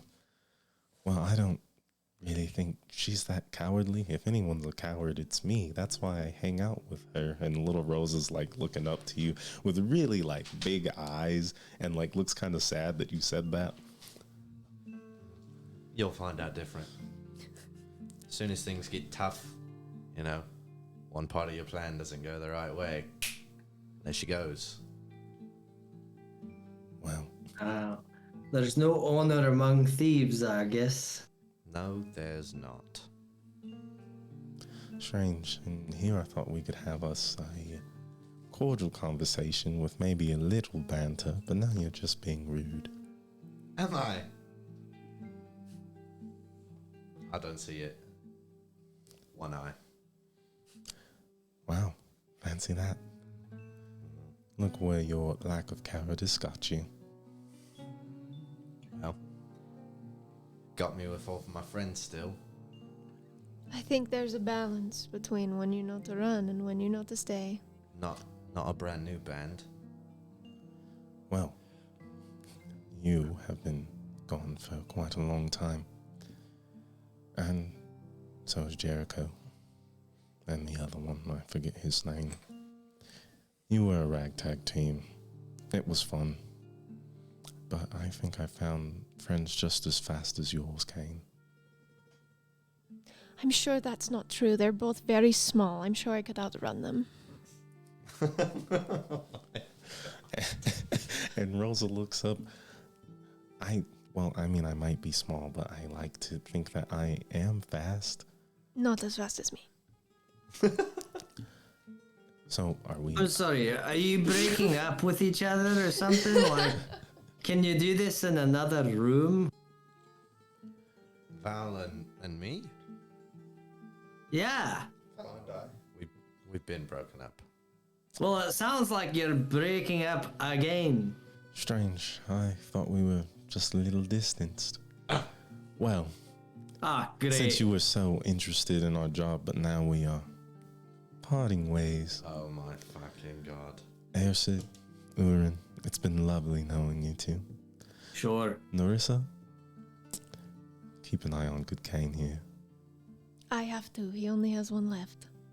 I can see that. This is never going to get Yeah, old. how does this keep happening? It's just so easy. It's so It's amazing. It's amazing how many idioms there are in the English language that revolve around eyesight. It's like gosh. we see everything all of the time. Well, with that, I will bid you adieu. And they all kind of leave. And Hey, wait, Val, before you go, and she turns around, raises an eyebrow. do you like wagers? Are you saying we're going to put some money on something?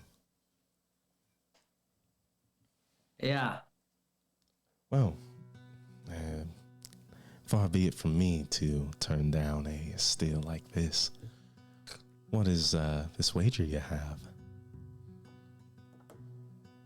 I wager that you and your little band can make as much money from jobs as we do by the end of the month. By the end of the month, you say? Yeah, or a month. So 30 days. 30 days. Starting next month, would you say? Yeah, starting in 30 days. I mean, Turning Moon is over in the next 10 days. After that, begins the Moon of the Lotus. So, you want to bet that you'll make more money under the Lotus Moon than us? Yeah. Something tells me that you guys like fighting losing battles. I don't lose. Haven't lost yet. Well, it depends on what you consider losing. Shut the fuck up. Everyone glances at your exposed optic Look, nerve. everyone else can lose, but I'm just. So, on the 30th of the Lotus Moon, I think we will need to have some sort of accountant who can keep up with our earnings and divulge Right. them honestly. So, I know the perfect middleman for us to get in line with. Oh, convenient. You know the perfect middleman, huh? Well, we know the perfect middleman. And who would that be? You know who it is. Oh, the same. Must be. Matthias, you had time to speak with him. Sure. Wow, and I haven't seen you around. I'll get around. Do you? So you've seen where we stay? Where you stay. Yes. The Midnight Carnival, the rest of us. Yeah, No. duh. Was that no? It was a no. I assumed, I mean, with your skill, you would get through one of Matthias's jobs quite quickly. I've been busy. Sure. Don't just run the thieving life anymore. Well, to prove your friend wrong here, and she looks at you, Ersid, there will be much honor amongst us thieves. What is the reward for winning such a wager? I look at Kane and Narissa and Uren. 200 gold. 200 gold. Did I hear that correctly? Yeah, she doesn't think that's very much, mate. You want to bet a whole month's earnings on 200 gold?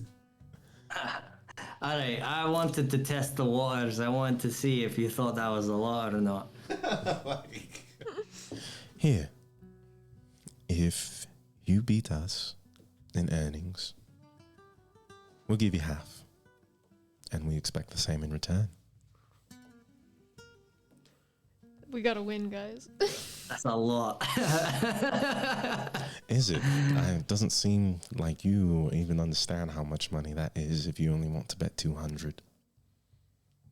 Look, I just wanted to insult you. I wasn't trying to, squeeze every penny out of you.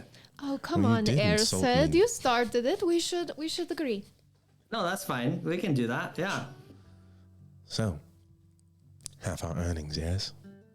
Yeah, have your earnings. Okay.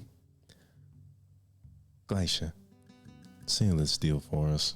And, Okay, wait. Wait. No, wait. We need to set some parameters here. So, Oh, No, I thought but- they were already set. no, really though, we have to be able to be accountable to each other. Like, we have to know, how much earnings have you made? That's what That's what middleman Matthias is for. Indeed. Okay, so he's gonna keep. So we can go and ask middleman, and be like, hey, what are they at, etc. Right? Absolutely. We will All right. provide full disclosure. Transparency is our policy here. It's not really Alright. winning if you lie, is it now, Airsid? Well, no. All right. So, fair and square. So, shake hands. Shake it. And Glacier shakes your hand, and as they do, you feel a cold chill, and your whole hand is wrapped in ice. And a soft voice. Good game. I expect. Great work. And as they speak, like just steam elicits out of their black void of a face. So, Does Uran know what he was looking at there? Like, if that was like a spell that you might be familiar with, or I think they're just very cold. go ahead and roll Arcana. if that was like a Harry Potter unbreakable vow type of thing. I mean, it would be a spell. That's gonna be 6. 6. Now you do know it was some sort of arcanic effect, but you can't pinpoint what spell or whatever they did. Gotcha. And Val sort of perks up. Well, we will see you at the end of Lotus Moon. I will alert Matthias to your return. Thanks. Thank you. Alright, we'll be seeing you. Indeed, you will. And as they step out the door, we are going to call for break. See you guys in about 15 minutes. Nice.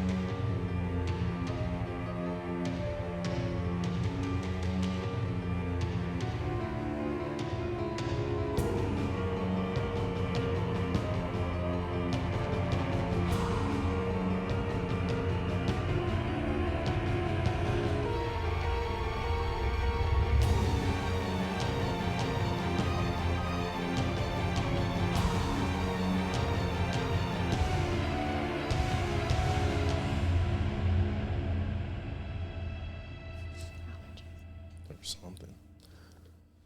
All right, we just got done with our break. I hope you guys are feeling rested, ready to jump back in. Thanks for hanging out with us. I see some familiar names in here. Kaylin Smith, MHO Peace, you guys are always here. Thank you so much. President Dewar, what's going on, my man? Glad to have you here. We love marbles and saucy stars. Gosh, day oneers here for all of us. Glad you guys are enjoying yourselves. We are simply going to get back into it, as our party has spent some time at the well, speaking with Nonnery, speaking with the Broken Blades, dropping off their materials so Metal can get to work. We'll just kind of pick up there. Nonnery's kind of like flabbergasted at this woman who just came in and starts speaking to Kane, and he looks at you. So, not to pry, but it seems I've already started prying. Yeah. You two dated. Yeah. As this is a DM question, is that true? Yeah. Okay, cool. I won't make you roll deception. Roll persuasion, actually. Roll persuasion Yeah, or because there's deception. no way. Yeah, there's no way. I don't believe it. Persuade me. Don't believe for a second that you bag a baddie like that. I don't believe you. You're not just persuading Honorary, it's the whole party. 26. I don't know about the rest of the party. I think everyone else is persuaded. I'm not going to choose your guys' DCs, but a 26 is high. No, it's okay. I'll play accordingly. Okay. So, that is... Maybe there's more research I can get done from you as we travel to the ruins. So you don't understand relationships either. I am... like how to talk to a girl. That would be... Yes. Jesus Christ. Sure. All right, It'll if we cost can extra.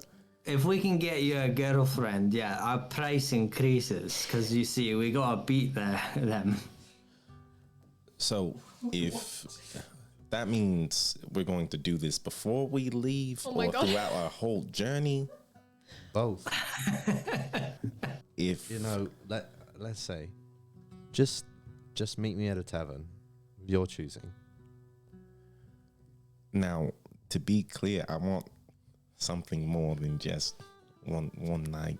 Yeah, of course. He's like, You want a relationship. At least someone who might be interested in myself, or maybe coming back to Molly Tushu, or maybe no. My first love is always my work, so they would have to be flexible. what does this guy look like again? He needs to get him a mistress. That's what we're He after. has long black hair with like hints of like green throughout. His eyes are purple and his skin is sort of like a leathery brown color. And you have trouble seeing his face because he's just wearing these like navy robes accented with like these yellow just lining throughout. And he has a very large collar that just goes up to his I was eyes. getting Vincent Law vibes from this guy, so. Who is that? From Ergo Proxy. When he had, Oh, like, this- yeah. That's Oh, okay. definitely, except his hair is long. Okay. I'd say that's a good way to describe him. I lean in. And he leans back. He has potential. You could be cute. It's not just Alright. about being cute, though, mate. I You need Great. some charm. that is absolutely my forte. You can learn it. Is that so? And you are going to teach me. You just need a little more confidence, I think. Very first off. I have confidence in plenty of areas. Yeah, we'll Test- just take that confidence that you have in that area and direct it towards a... Do you like girls? Yes. And direct it towards a girl. All right. Just pretend she's a book. Books. You don't Or- normally or- talk to them. One of your scholarly mates, and you just and you explain to them some new finding you researched or something. But maybe don't just start with like, oh, I'm going to these ruins and blah blah blah, and No, everything no, about this single fucking thing and blah blah blah. You know, just ease into it. No, Like I mean said. the passion Yeah, right, that you right, have. right. Yeah, for that you have to at least fake it. But yeah, but ideally, you know, direct that passion towards the girl you're trying to charm. Right. Don't make it all about you. This is Anyway, a we'll lot get of into it. information. We'll get there. We'll get there. We've got 8 days before we're leaving. Wow. Be sure to invite me to the lesson. I am curious as well. This is going to be a learning experience for all of us. For all of us. And Oliver pipes up, yes, indeed, it will. Are we available to witness this? Fucking hell. Sure. Nothing against you, Nonori. It's simply I'm interested to see what kind of skills these so-called Casanovas have here. Sure. Yeah. Everybody just tag along. Well, Are you one of those guys that's like, so this is how you get girls? You No. gotta be an alpha. No, Go to Kane's your alpha class. Kane's not like that. He's never shown anybody how to get a girl before. he just does it. He Yeah, just shows up Kane with just girls. does it. Got it. All right. Oh, I could be the inside man. You know, you guys are, you know, and then like I do something and like make the girl upset, and then you know, like I'm a plant, Human like I'm a and- mole. Mating rituals are so interesting. There's Hey, so Aristide. many steps. Hey, Aristide, can you give me that metal? Yeah. There you go. Okay. And he takes it. He's like, oh, I don't know what kind of, and he just starts speaking in Orcish. Any of you understand Orcish? No. Okay, good. You guys don't understand the word he Yes, says. yes, I here. do. Yes, I do. You understand Orcish? Yeah, I Okay. do. It's in my language. Yeah, I do. He says you guys are a bunch of fucking nincompoops. And he's very excited to see what happens with Nonori's endeavors. And I say, yeah, you and me too. In Orcish, or you just say that In common. in common? And Metal just kind of laughs. So you guys got the whole day ahead of you. There's roughly 7 days in front of you. One of those days you will be alerted of when the king's speech is going to take place. So with the rest of the day and the rest of your time, where do we want to go? Ren's gonna start reading. You're going to start reading? I'd say you could fit in an 8-hour day today. Okay. So I would mark that down somewhere. Okay. And he'll go longer if he can. So if you go longer today, it will push you into another day. So I'll have you make a check for exhaustion and retaining of information. Or you could just spend tomorrow and make that your long day and not have to deal with the exhaustion. Yeah. Okay. Let's. If I start needing to push it, I will. Okay. So. Awesome. So you got 8 hours in today. Just Are for you the- just going back to the Rain Roof Inn? Or are you staying somewhere else? Where do you want to? Where are you gonna set up shop? Where was it? It was the Rain Roof Inn that I had the big. we had our slumber party. That's where we're staying. Yes. Yeah. He'll go there. Okay. And Awesome. if he's alone, he'll let Kandra out just like out of the pocket dimension to play around. Is anyone going to spend time with Urin? I'm letting him read, so. Okay. Yeah. Okay, so let's do a wanna little bit bother of him. that. So Conniver comes out and like they start to coo and they feel very like free. It's like almost like this is the first time they've actually been able to stretch in their whole life because for some odd reason they are just stuck in a pocket dimension. Yep. Oh yes, I'm sorry. He's like giving her like massaging and giving her scritches and stuff. It's like, yes, they don't like dragons around here. And just like you've seen how I am with cats, just like Yeah, just plain. And like they get a little smile on their face. They blow a little bit of like warm fire towards you to kind of like heat you up, and they just feel cozy. And they start to get really like involved and like watching you read, and they're sort of reading too, and just kind of keeping it up to you. And after a while, you get a feeling of like inquisitiveness, of confusion, of just like What's going on here? Okay. Well, seeing as like he has to read it as well as practice it, he'll. I don't know if you're familiar with the like kind of rubber duck philosophy in programming, but that it's like if you ever get stuck on something, you need to like explain it to a rubber duck, something with no context. He's kind of doing that. He's just like kind of making sure he knows it well enough to explain it to her, and so he's just kind of pacing around the room, reading aloud. Roll me just a flat charisma check. Charisma check. That's a flat charisma check is 10, and I have a 5 modifier. Okay, awesome. So well, you have a 5 modifier. So 15. 15. Where's the proficiency coming in since this is flat? Oh, if Actually, are you proficient in performance? performance, no, I have a +3 to performance. You have a +3 to So performance. 13. Okay, we'll just run it 13. Because I would say performance is more of like a teaching. I don't think persuasiveness is more like a teaching. So we'll go with that. So 13. Conira is giving you like a lot of different emotions. They see like where you're working, and when you make sense, it's almost like an exclamation point goes off in their head. And after you've done practicing, it's more of like about why. Like, what is your reason for doing this?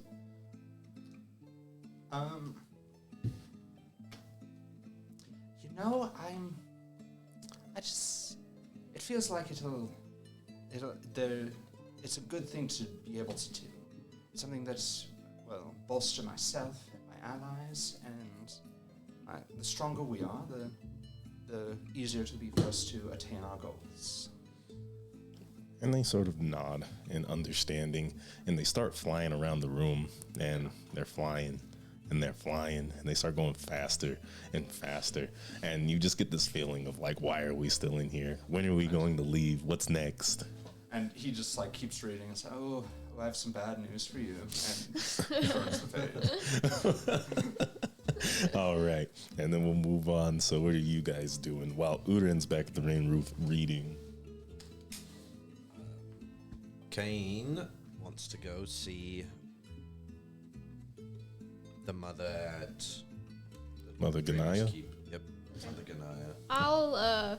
I'll be like, I will accompany you so you're not alone, and so you don't get attacked by invisible creatures again. Good. Thank you. So many eyes. And then I'll just say what I'm gonna do, but I was gonna go back to the shop. What's the lady's name who owns the shop with the wand? Zoe. Zoe. I'm just gonna go and gather information. So I'm just gonna go and sit outside and observe and see if they come up with some type of a plan based on any weaknesses that I can see. Okay. Awesome. So you can come back to me later. Okay. I mean, we all walk that direction, so we would just split off as soon as we made it into the Iron District. Yes. I think I'm going to start with you, Ersid, since these two are going to be together. That just seems like a longer encounter. Okay. Okay. Awesome. So, you guys part ways entering the Iron District. Ersid, you are trying to scope out the Salton Scroll. Having been there once, it's not hard to get back. You find the same strange red brick buildings that have this one door set in between with the Salton Scroll shop in a place where it looks like it shouldn't fit. And you're just standing outside the door. Yeah, I'm kind of like, playing it casual. Like I'm trying to, obviously just look like I'm a normal pedestrian looking around, but I'm like, I want to check out the front of the building, the side of the building, the back of the building. Okay, we're going to do something a little different here. Since you're trying to hide in plain sight, I would like you to stealth with charisma, please. Okay.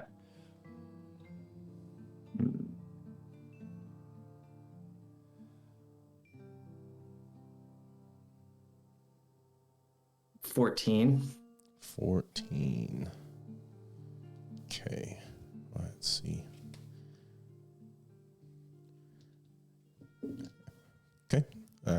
You feel like you're blending in pretty well. Nothing that you can think of seems to be tipping you off per se. And you're trying to look for weak spots in this building, like blind spots, things like that, without going inside. Yeah. Just kind of getting a full layout so that I can relay this information. Like, how many windows does it have? Like, where are the windows situated? Can I tell where the windows connect on the inside? Do you know what I mean? I want you to roll survival or investigation. I'll do survival. Okay. 15. 15. You start walking around this shop and walking around these like houses and things, and you start to realize like you have really no idea what is going on with the like blueprint of this place. It's slabbed in between two actual homes that don't seem to be connected to this shop at all. This door is just kind of there in some sort of superimposed wall between these houses. And when you get around back to the alleys that, the face of the homes hide, there doesn't seem to be a back door or anything. The only window that you are aware of is the one that goes through the door. Oh, okay. That's interesting. How many stories are there? How many levels? I think you can make a guess. You were in there once. You did see a stairwell. And then on the outside, it looks like these are 2-story like homes. So I don't think it'd be wrong for you to assume the same with the Salt and Scroll. Okay. Can I climb a structure that's nearby to see what the roof looks like? Without being noticed, I'm going to need you to roll a stealth check. Unless you have an idea of how you can climb a building in such a heavily surveyed district without looking conspicuous. No, I'll probably need to do it stealthily. Okay, awesome. Go ahead and roll stealth. That's gonna be a 9. Okay, awesome. Go ahead and roll an acrobatics or athletics check to kind of start making your way up these buildings. 16. 16. And as you make it to the top of the building, you see a little cat kind of making its way across all like the beams and like one of those little red the shingles on the roofs, as it kind of hops out about and it comes up to you and it mews slightly, and it's this little blue cat with like white tabby stripes and really crazy purple eyes, and it's just looking at you inquisitively. So the roof is just normal shingled on top.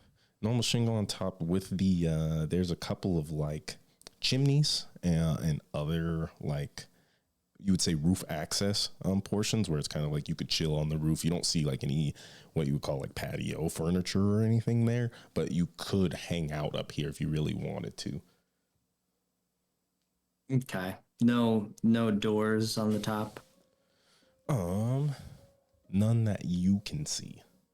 Okay. And Okay.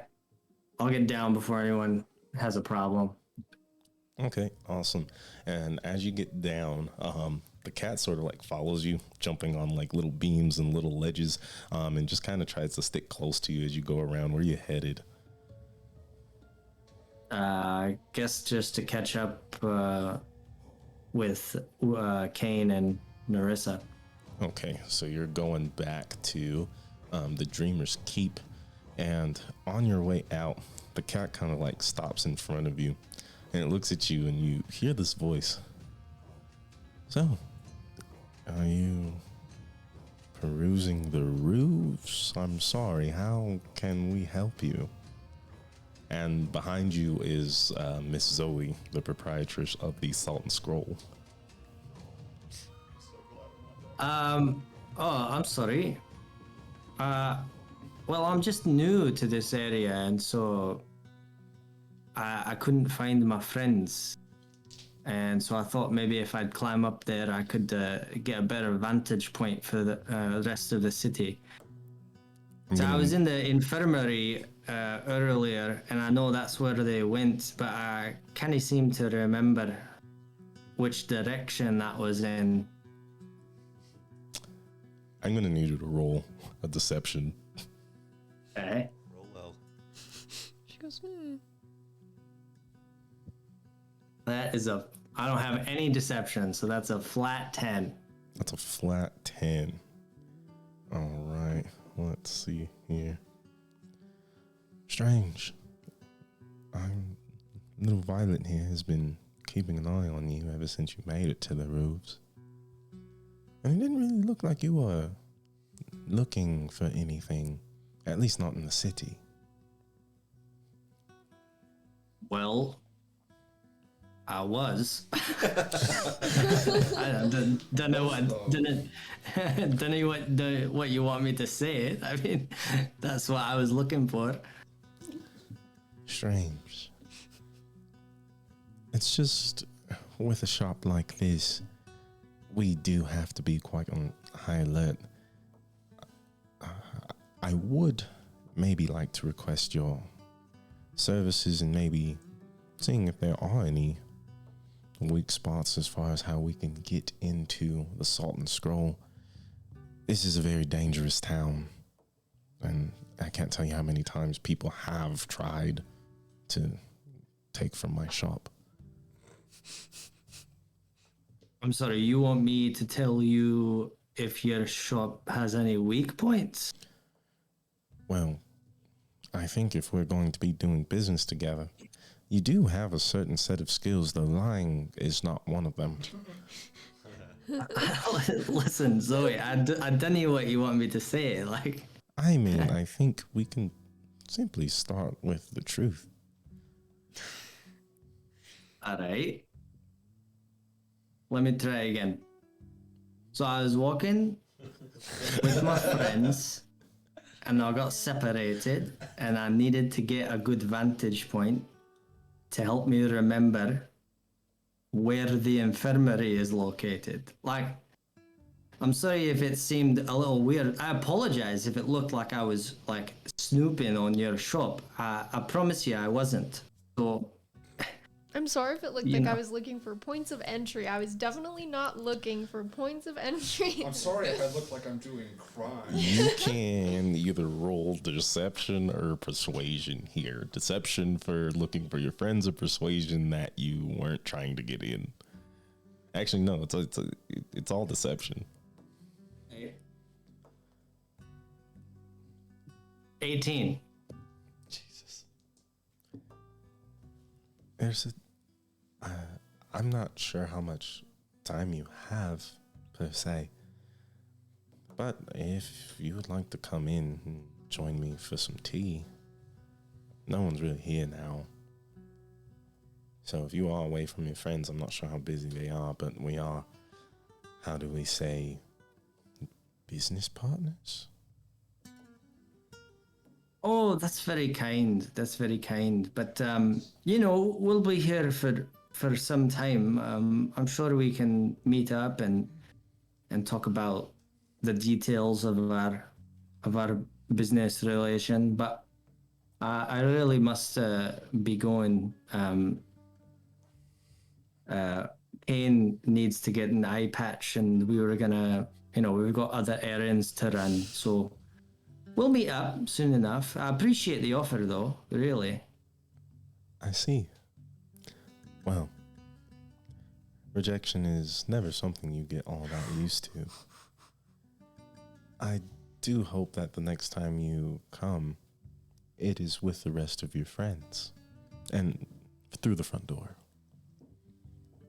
Of course. Goodbye, Ersid. All right. You take it easy now.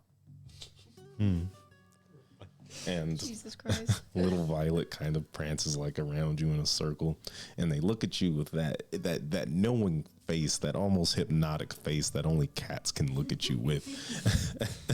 As they walk back to Zoe, and you see them sort of eyeing you as you make your way down the streets of the Iron District.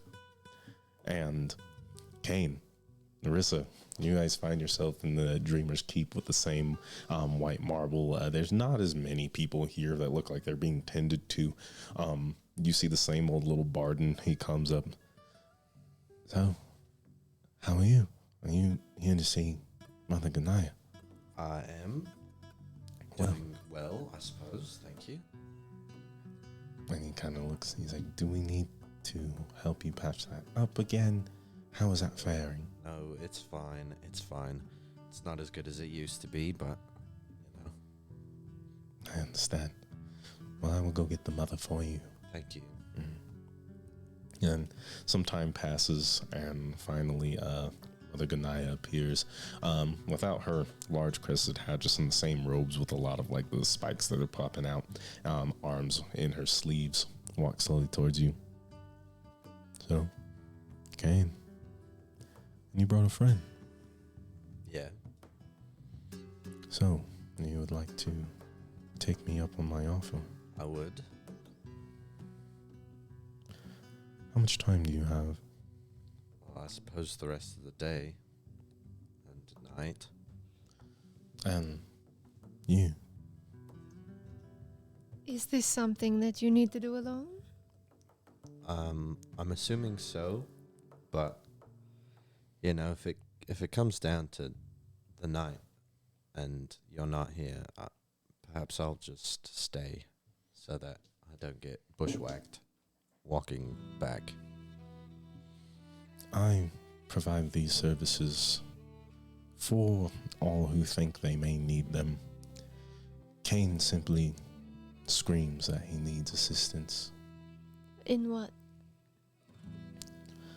Sometimes our thoughts aren't entirely our own. And to me, that is how the dreamers speak.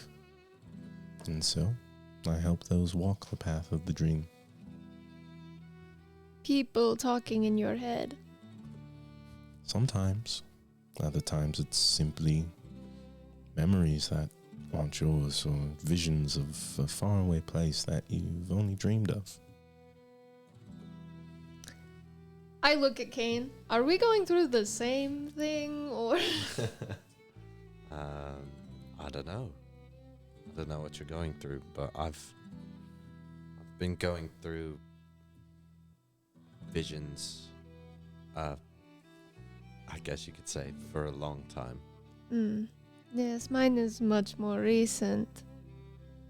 But I hear voices in my head. Well, just one, besides my own. I too have recently heard voice in my head.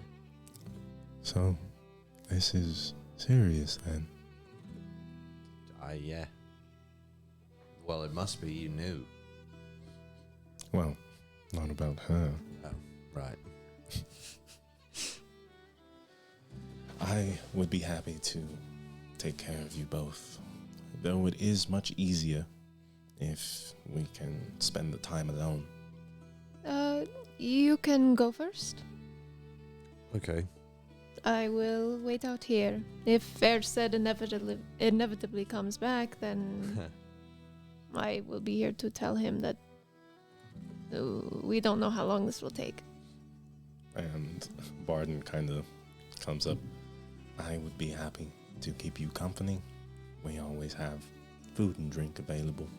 Please, get comfortable. I am hungry. She'll go get food. And Barton kind of takes you away. And Mother Ganaya leads you kind of that same place where she took you and Ercid to like those private rooms, but even further, past more and more curtains. And as you go, you see the curtains are going from like this deep red color to like a violet to an almost black once you hit the last curtain. And you find this room where there is simply a pool of shallow water sitting in the middle. surrounded by all sorts of candelabras and torches which are unlit, and something that looks like a throne in front of said pool. So, okay. This is where we walk one with dreams themselves. Some find answers, others find more questions. But that simply depends on how focused you are. What is it that you want, that you need to know about these visions?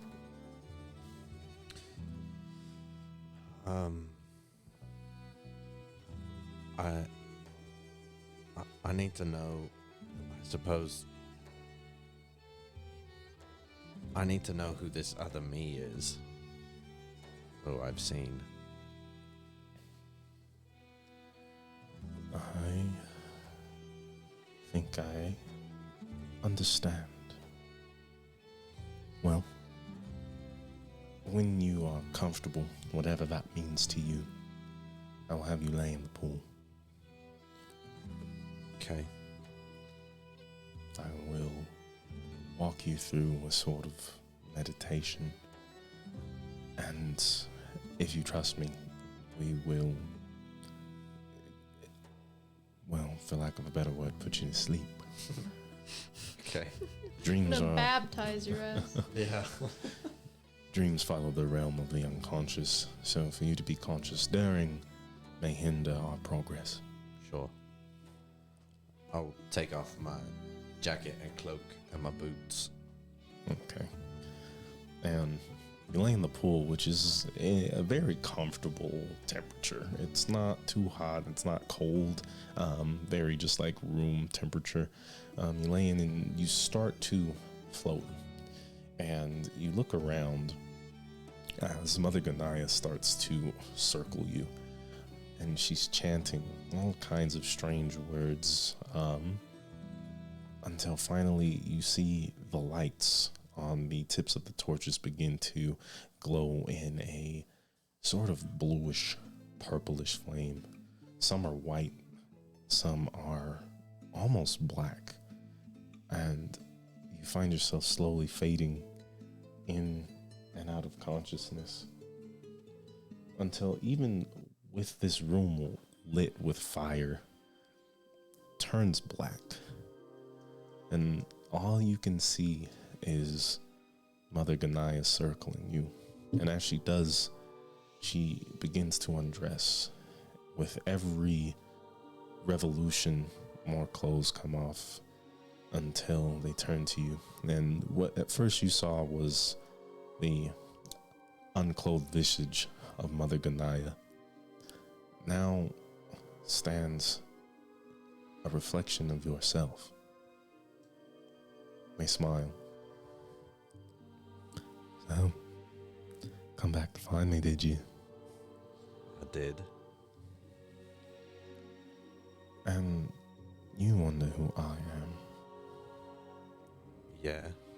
Well, I mean, you're me, but not. Oh, but not.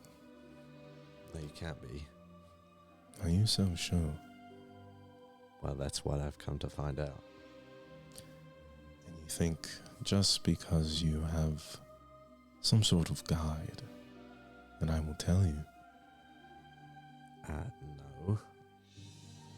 I think you'll tell me because I came to find you. Regardless of the means. I will say, it's not exactly easy to find oneself in a place like this. Sit, and instead of being in the pool of water, you are now in a familiar room, a tavern from long ago, a place where you would stay. There's a bed next to you and a small desk, and they're sitting on the bed looking at you, kind of gesturing towards a small wooden chair. I'll sit. Means beautiful tonight, isn't it? And you look out the window and there are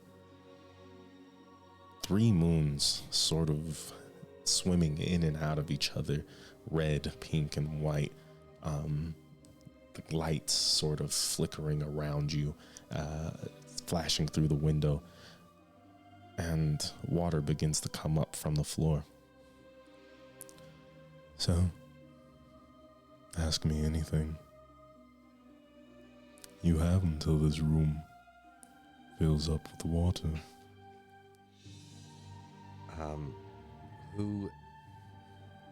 Whose voice is in the crystal ball?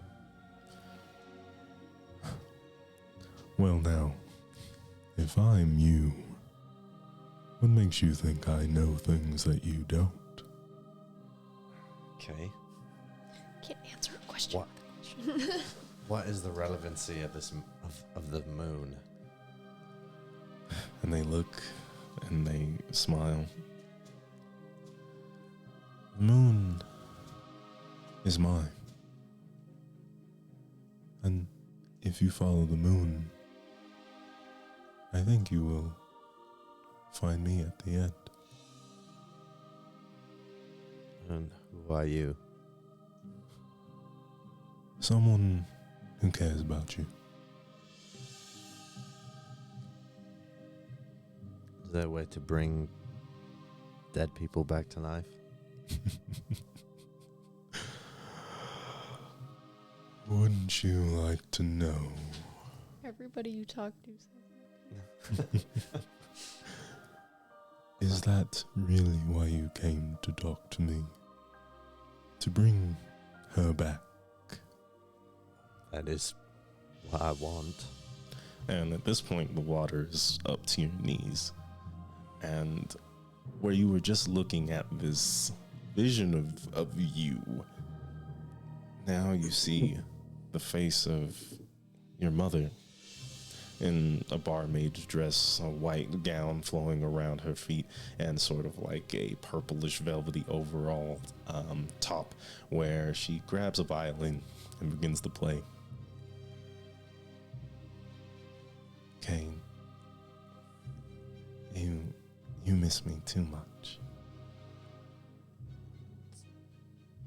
It's my fault that you're gone. You always like to take the lead on things, don't you, son? If it was your fault, I think you would be the one who is dead. Don't you? I don't know. Do you not want to come back?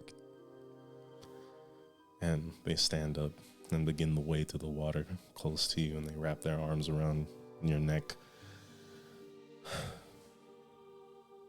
Silly boy. If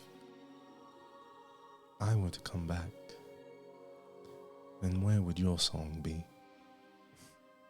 When do you get to sing? I don't know. Son, it's okay. If you can't come to peace with this, well, I would have to say I failed as a mother.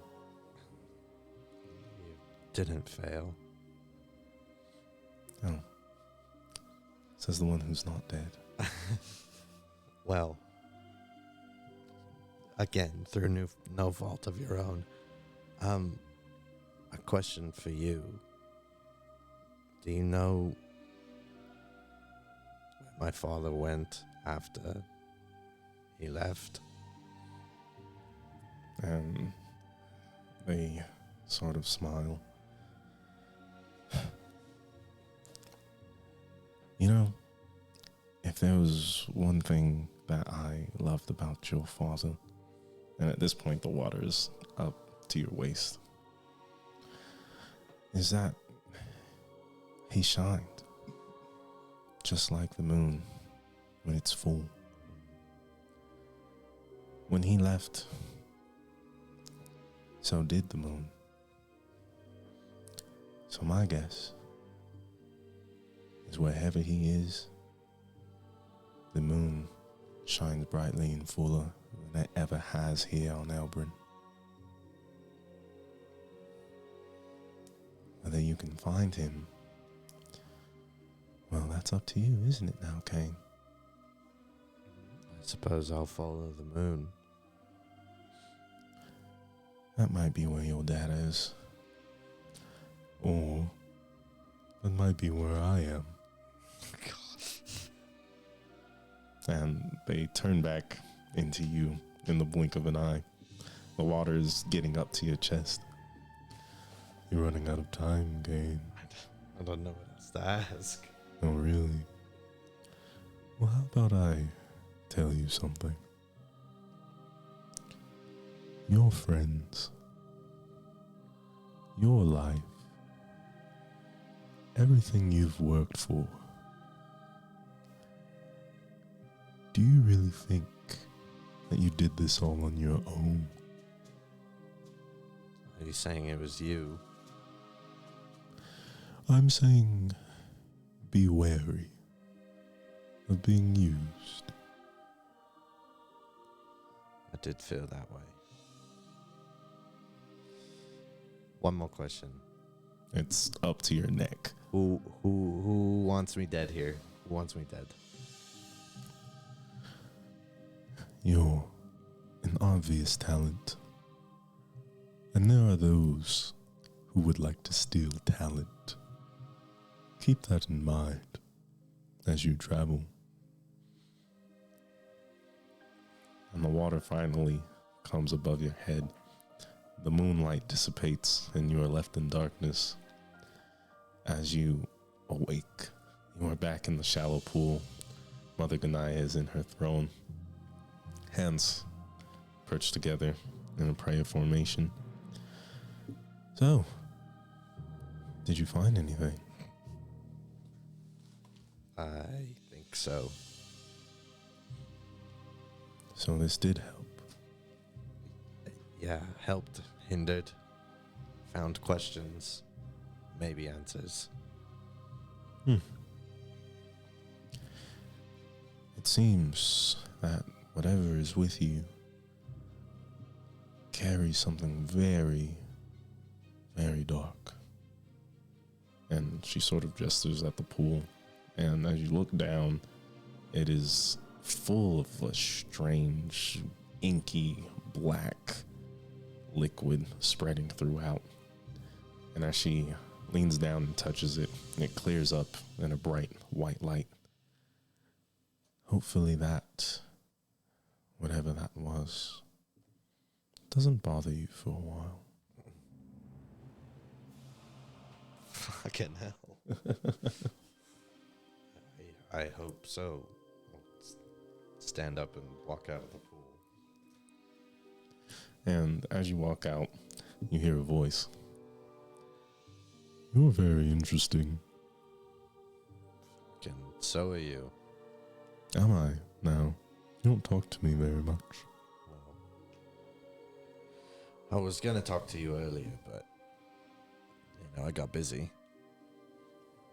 Well, we're all very busy. I did hear some things. Yeah? You're going to the ruins of Il-Hayed. I am. Is there something there that interests you? Everything interests me. That being said, I have a past there.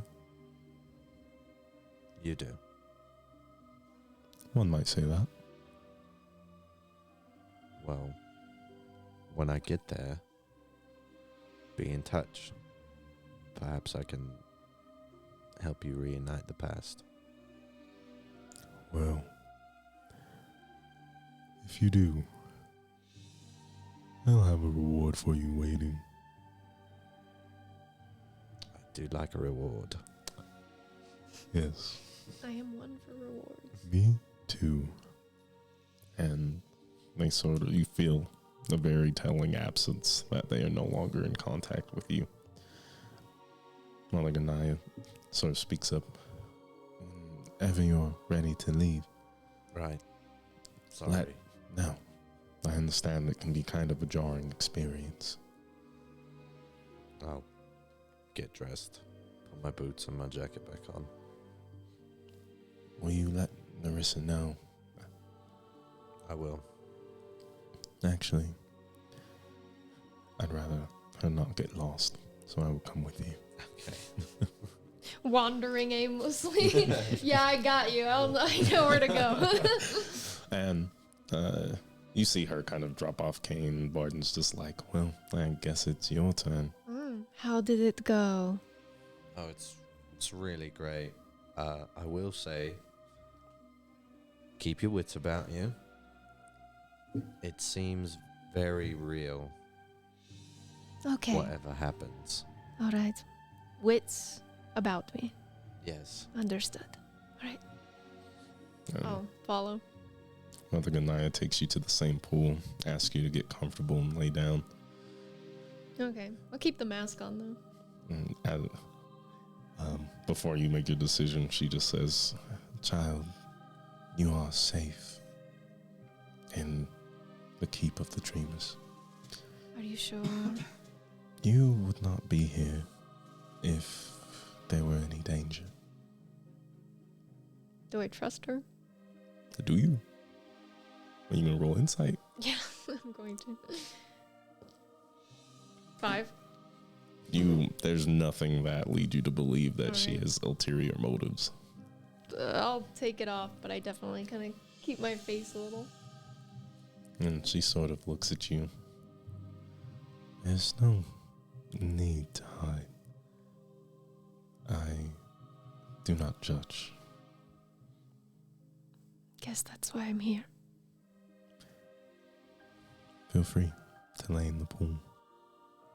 Do the same sort of thing she did when she was meditating in the bathhouse. Okay, for sure. So you sitting up? Or are you laying down? Yeah, she kind of just like sits down in it. Okay, awesome. And you see Mother Ganaya do all the same things, recites a similar chant. And all of the lights and flame in your experience are all kinds of colors, reds, greens, yellows, blues. The whole rainbow is there for you. And you kind of can see Mother Ganaya smiling. And finally everything goes black. And you're on a beach. Very familiar beach. There's palm trees behind you, and the familiar clicks, coos, and caws of birds and reptiles running throughout the jungle. And you stare off to a broad expanse where everything seems absolutely endless. The sun is shining high, and you feel comfortable.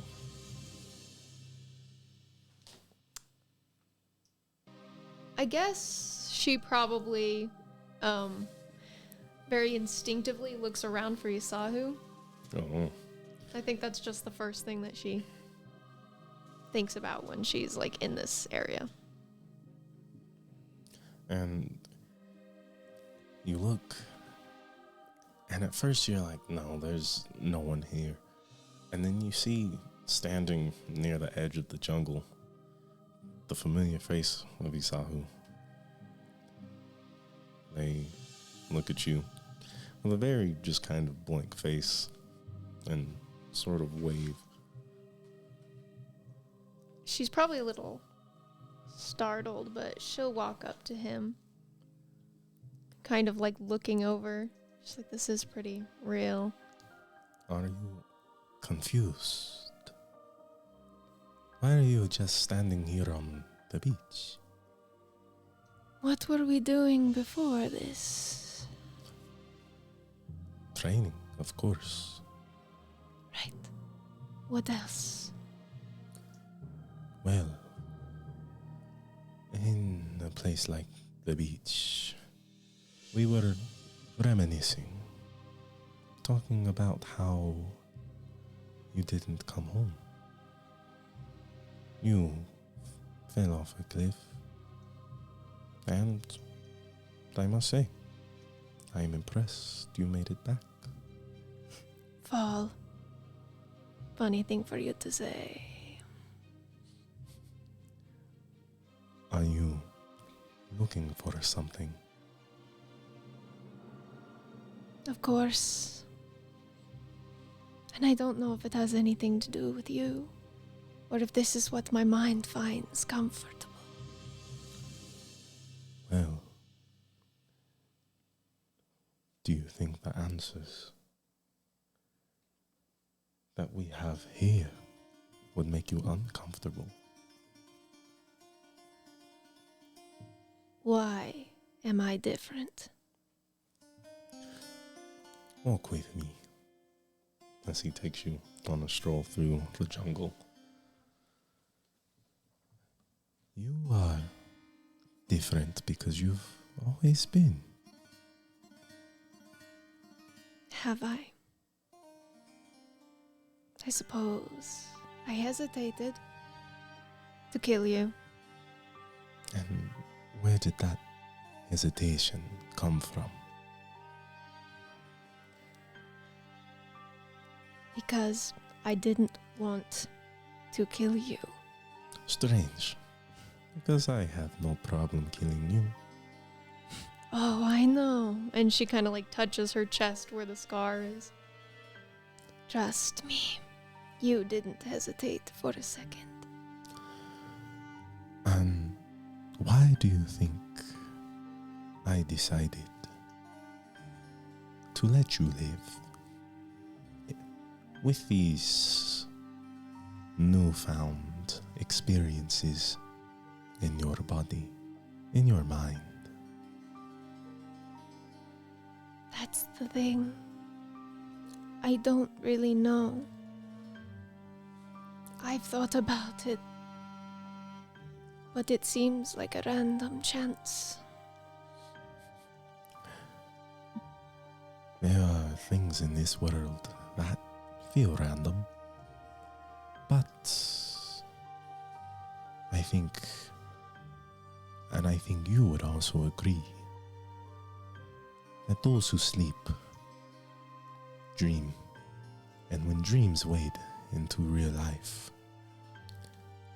the dreamer is in control, but to you it may feel very sporadic, chaotic. Will you come back? To Jolt. Yes. Or rather, should I say, I am asking you to come back. She kind of like straightens up, looks him like dead in the eye. You don't care about me. You never have. So, then why am I asking you to come back? So you can finish the job.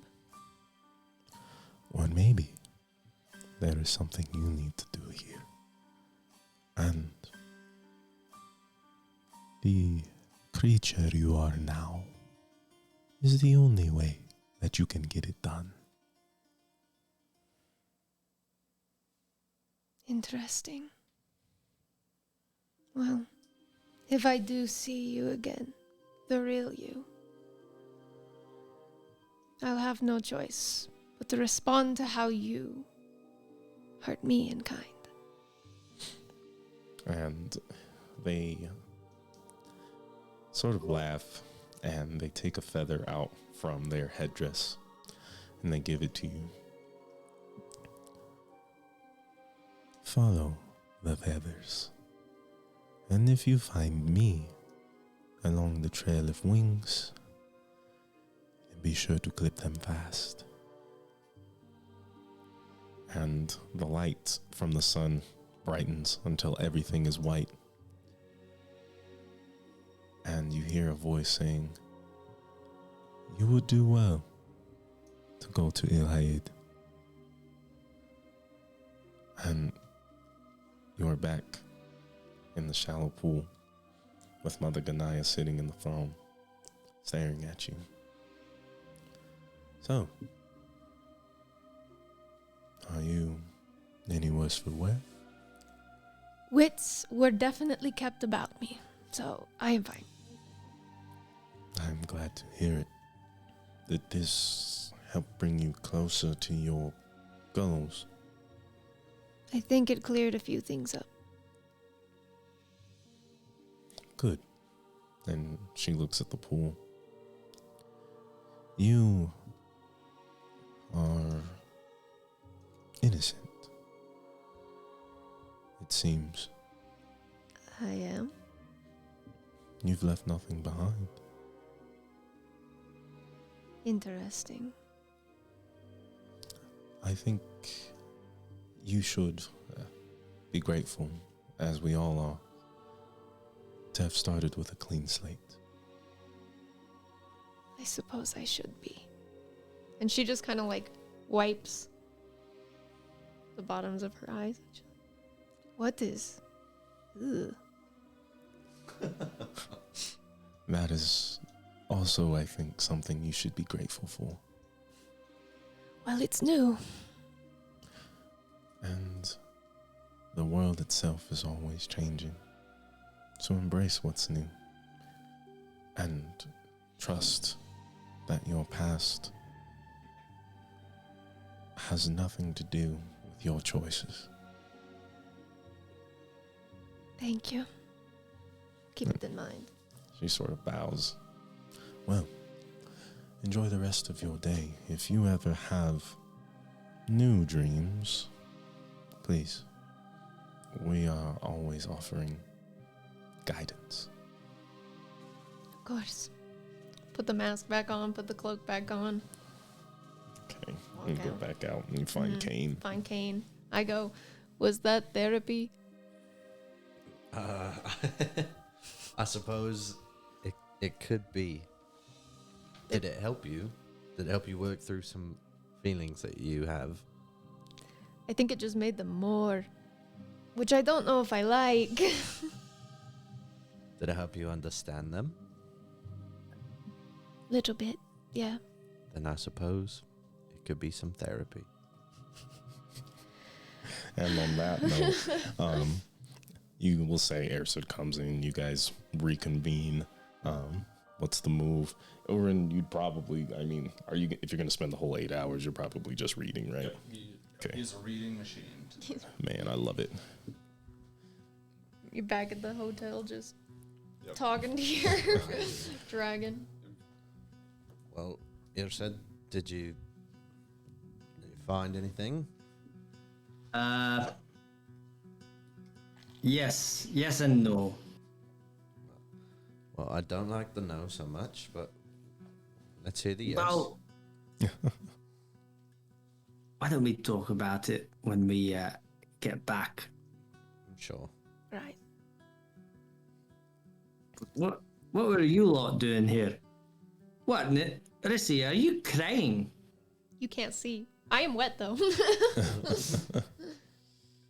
Oh, I can't see the tears? No, because I put the mask back on when I walked out. Oh, that's right. All Yeah. right. Hair's wet though. Okay. What, you two take a bath together or something?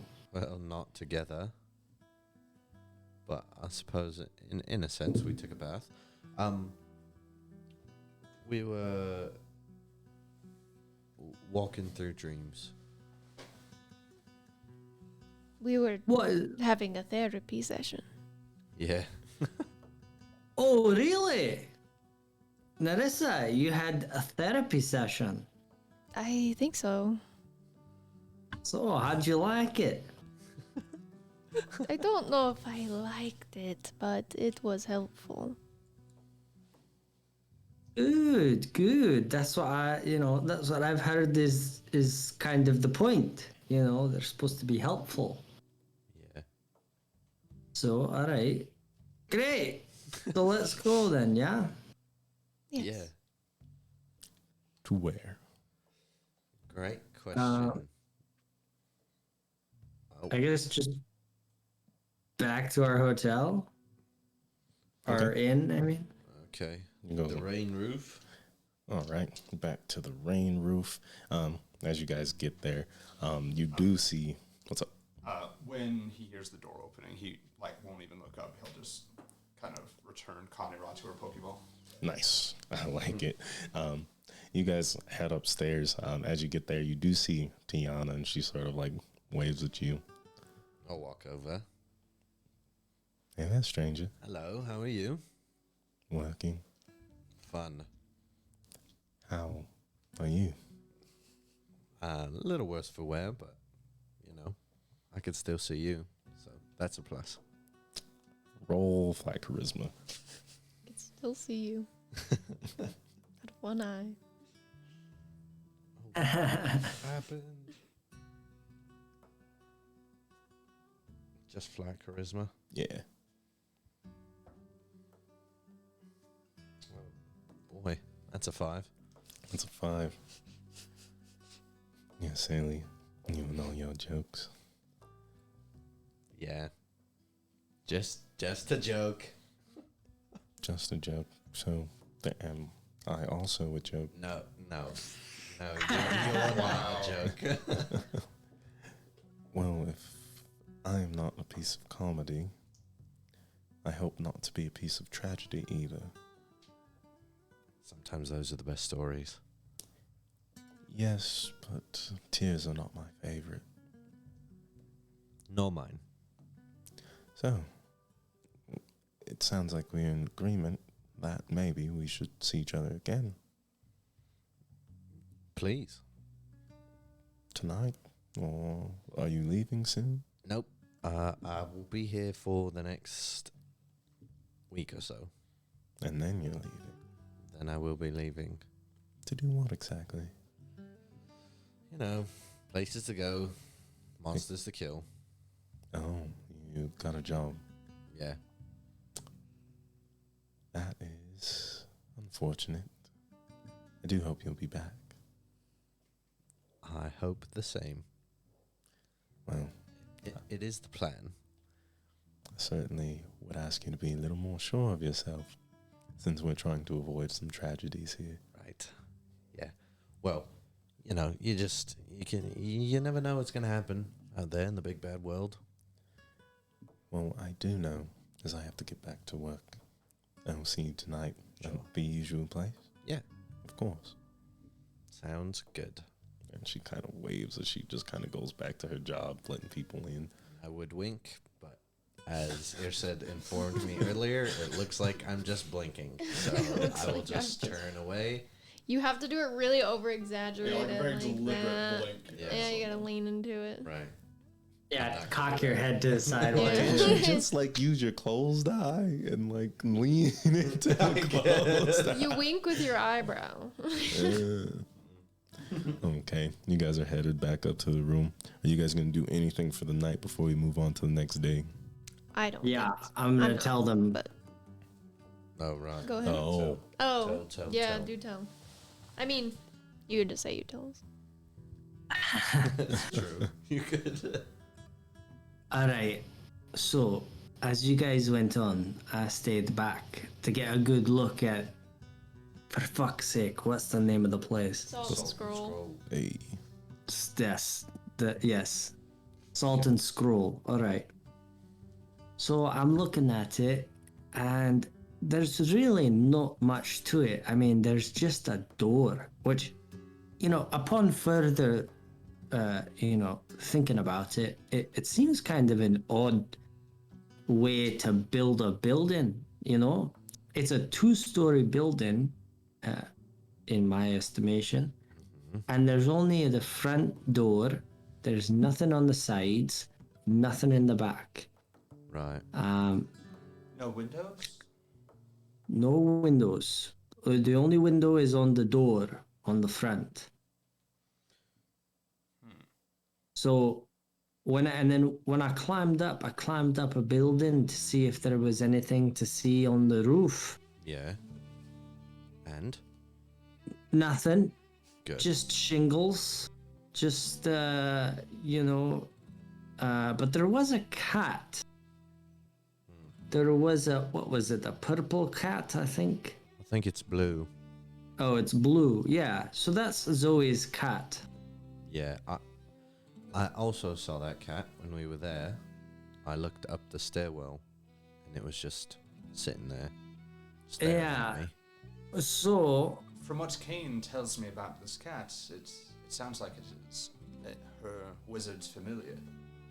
She can see and hear through that cat. So Well, yeah, that might have been familiar. That might have been useful for me to know beforehand, because as I was up there and I was looking at the roof and I couldn't see anything that was worth, there's no point of entry or no point of interest, and so I got down so that before anyone could say anything, and I started walking away, and then the cat followed me. And then before I knew it, Zoe was right there behind me. Started asking me all sorts of questions, what I was doing up there, looking at her house and such. And I told her, no, you didn't, you misunderstand. I was lost and I needed a vantage point to look out on the city to get my bearings straight, right? Right. I don't think that she bought it, but I mean, what? She didn't have any proof. I was just looking at her building. Like, there's nothing wrong with that. This is why the hands do the stealing and the tongue does the talking.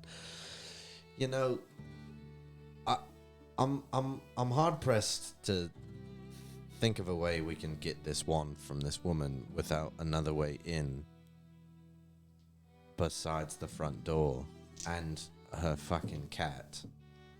Yeah, so now there's two of them. And she's onto us.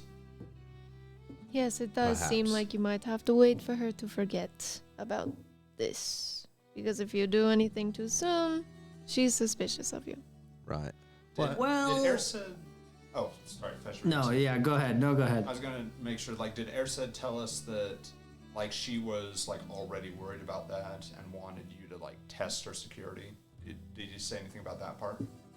I didn't, but we can just assume that I did. I was really just trying to relay the whole conversation that I had. So, We'll say you relay everything. Okay. yeah. Well, we could... if she's already yeah. worried about it, we could blame it on someone else if she actually asks us. Well, I was actually, this made me think of something.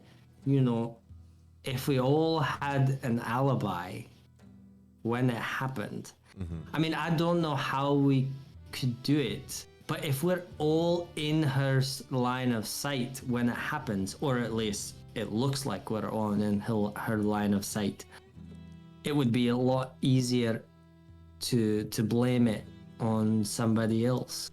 Sure. Alternatively, if one of us was disguised as someone else, it doesn't have to be anyone specific, but if say you or Kane were to go in and attempt to make the robbery while disguised as someone else and you get caught, then it at least alleviates that much of the blame off of us. And regarding us all being in her sight, I should prefer to not be seen in the quite possible event that this heist goes awry. I should like to continue shopping at the Salt and Scroll, so I can assist, though I should like to avoid being seen if at all possible. That being said, if one of you wants to go in and attempt to steal from her, I could lend my assistance magically. I could turn one of you invisible. I could gift you with greater speed. There are many ways to go about this. Well, perhaps I can provide distraction. An invisible earset could slip the wand off of her person. It's on her. She keeps it on her at all times. Well, we don't even know if it's the same wand. But we know that she keeps a wand in her pouch on her hip.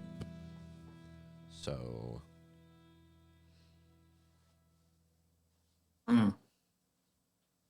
Lots of ifs. What kind of a distraction would you make? I don't know. I'll talk her over. Maybe I'll knock some shit down in her shop. just add to the chaos, you know? And then if you're invisible and you have nice sticky fingers, you just slip it right off of her. If she knows you're knocking things down, though, if she sees through it, Well, you she probably might. won't be She might. let back but in. I'm pretty persuasive. Just weigh your options carefully. Well, our only other option is to lift it from her while she's asleep, and it's not on her. And if there's only Well, one way up to her room, which is still through the front door and up the stairs, which I'm sure her fucking cat will just be sitting there Yeah. like it was when we were in there shopping. What if we could send Erset in invisible during the day close to closing time, and then she closes up and he never leaves. We can then remain invisible and wait for her to fall asleep and attempt to steal it then. How long can he stay invisible for? I can keep him invisible for 1 hour. More if I can reapply the spell afterwards. Though that there are ways to do that, though it would be tricky. Are we sure that this cat can't see invisible things? Nope. To my knowledge of familiars, they cannot inherently see invisible things. Some can see and hear and smell better than others, but I don't think you're in any great danger of being outright seen in your invisibility. So, in this plan, I walk in. Is his behind me, invisible.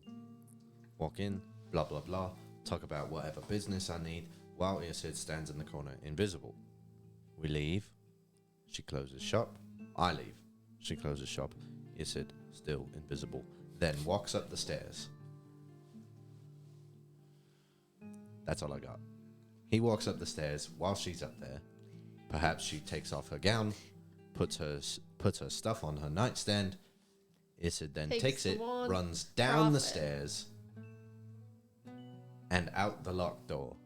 Out the locked door. That is presumably locked because she has closed. I assume it would be easy enough to unlock a door from the inside. I would hope so. We could. Would we remember at all? I suppose would Uren remember at all, like what the lock looked like from the inside from when we were shopping? I don't remember you making a specific check for I that. did not. So I'll let you roll history at disadvantage. I'm just sitting there with one of my axes, trimming my bangs, trimming the split ends off. I'm only Okay, half so listening. That is going to be a 14 to remember if it's one that can be unlocked from the inside without a key. Unlocked from the inside without a key. Like a deadbolt. Yeah. You do see you remember seeing a deadbolt in one of those what are those that slide? lock. Yeah, the chain lock. I communicate that to them. I remember that much. Okay. Did Erstead, when you were scoping out the shop, did you notice anything about the front door, about the primary lock on the door? No, I didn't get that close, to be honest. I was trying to blend in with the crowd. Well, here's the thing, though. I just feel like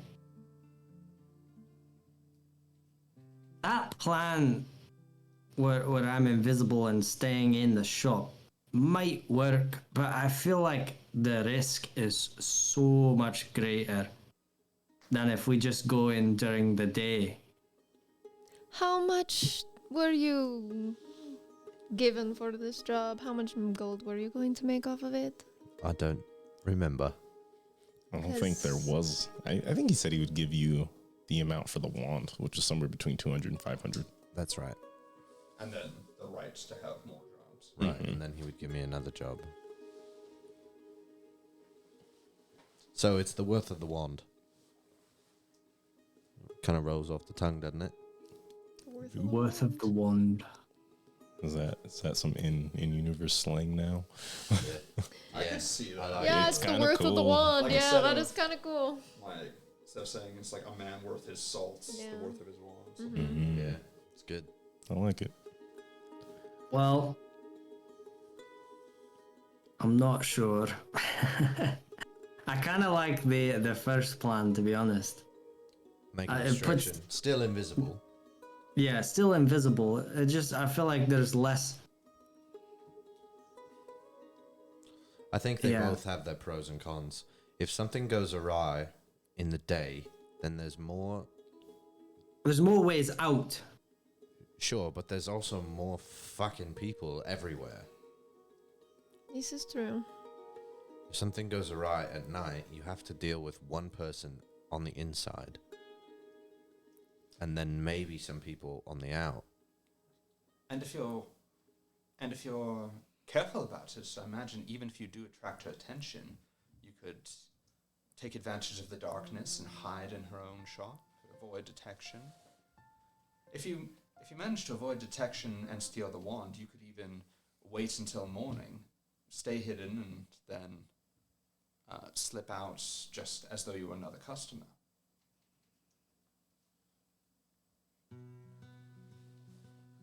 I feel like you guys are putting a lot of pressure on me. They are asking a lot of you, Ersid. Is Look. this something that you really want to Yeah, do? if you don't want to steal the wand, if you're a little cowardice, I understand. But remember, this is all going towards our big payday, the end of the next month. This is just more gold that we're going to be making. I mate. mean, if Kane convinces you, it makes a lot of sense, but like you fucking manipulator. Oh yeah, that's all he does.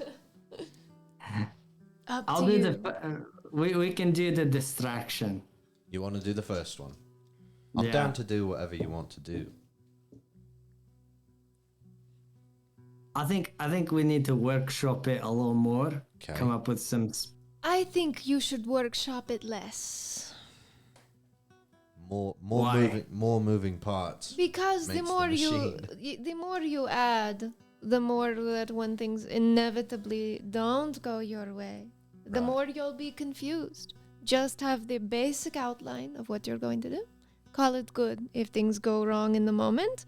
Aren't you guys smart enough to figure it out? Absolutely. Exactly. So, I'm gonna go in there as an old man.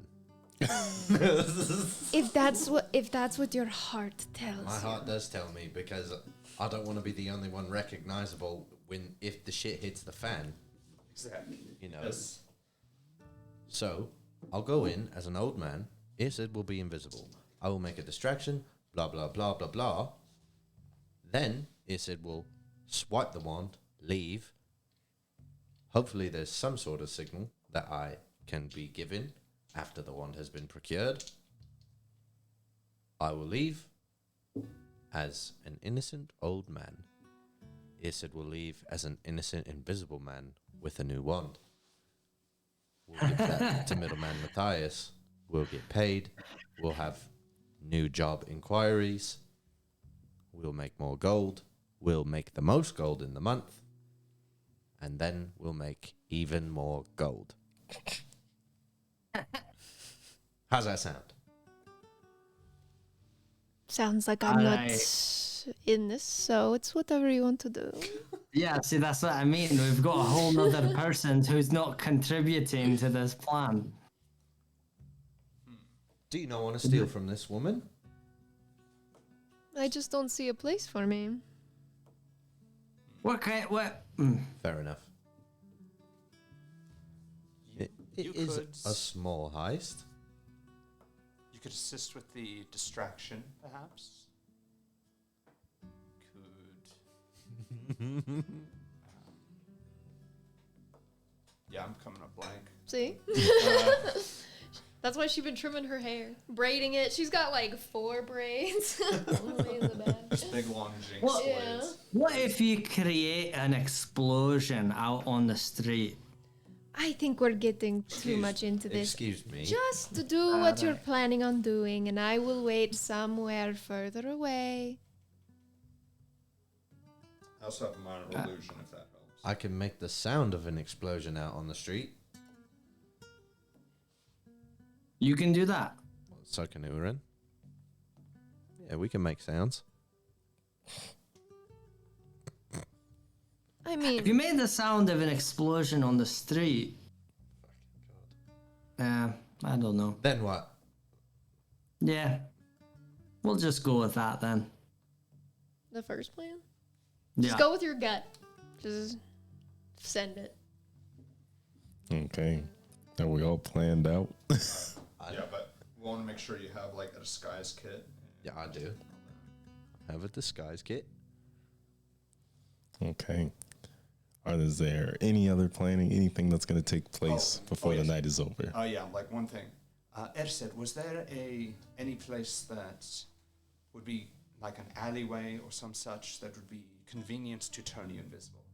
Because a man vanishing from sight in broad daylight would draw more attention than I think we'd care to.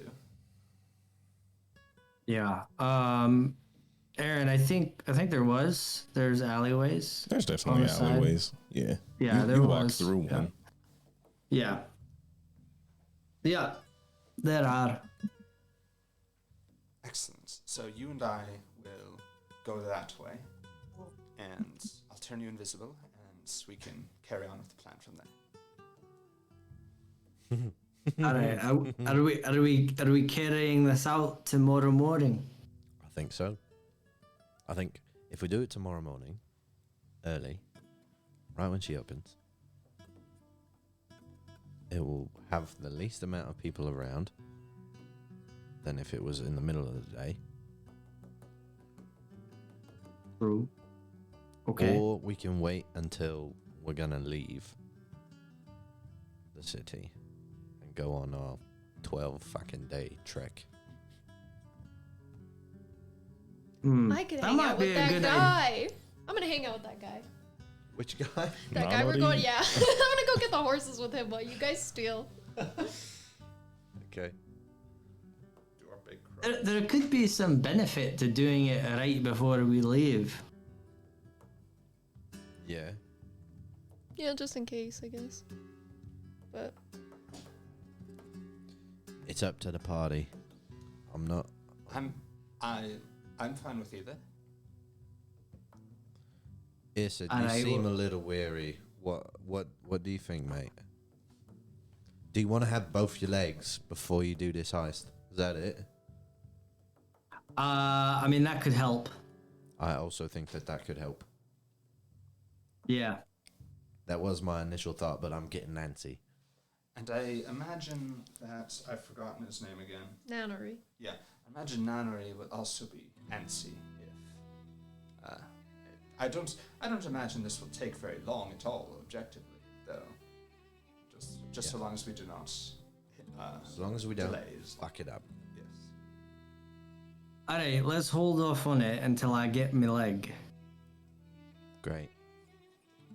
All right. And with that decided, were you going to go to the last coin? Was anyone else going to do anything before the night's over? Yeah, I'll go to the last coin. No. Okay. So you three are going to sleep and you're leaving Kane alone? Fuck me. What time is it? It's night.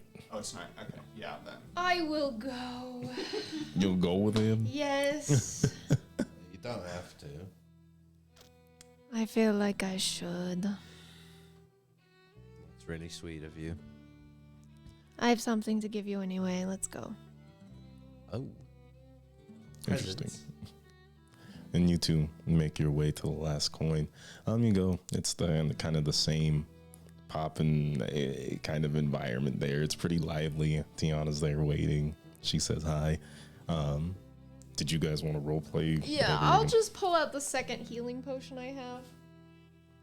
Look, I feel bad because I promised that you wouldn't get hurt, and then you got hurt, You promised. and you seemed pretty upset and sorry for yourself about your eye, and I would too if I were you. So this is my apology. Well, it is pretty nice. So thank you. And sorry I couldn't leave you alone where I'm from. We have pairs. We're always in pairs. They're called ahas. Ahas. Uh-huh.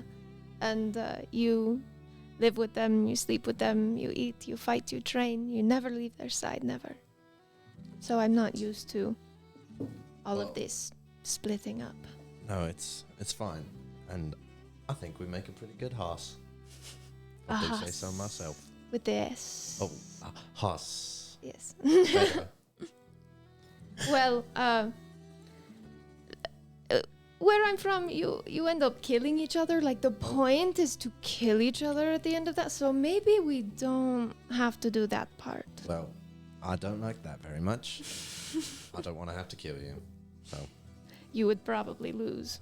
Well.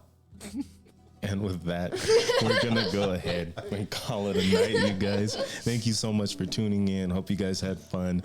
Sounds like we got a lot on the horizon for our party here. So we will see you guys next week. And before we bounce out, we are going to go ahead and raid. It looks like Mofro. So if you guys want to go ahead and join us on that, we will see you over there on their channel. Until then, you guys have a wonderful day. Bye-bye.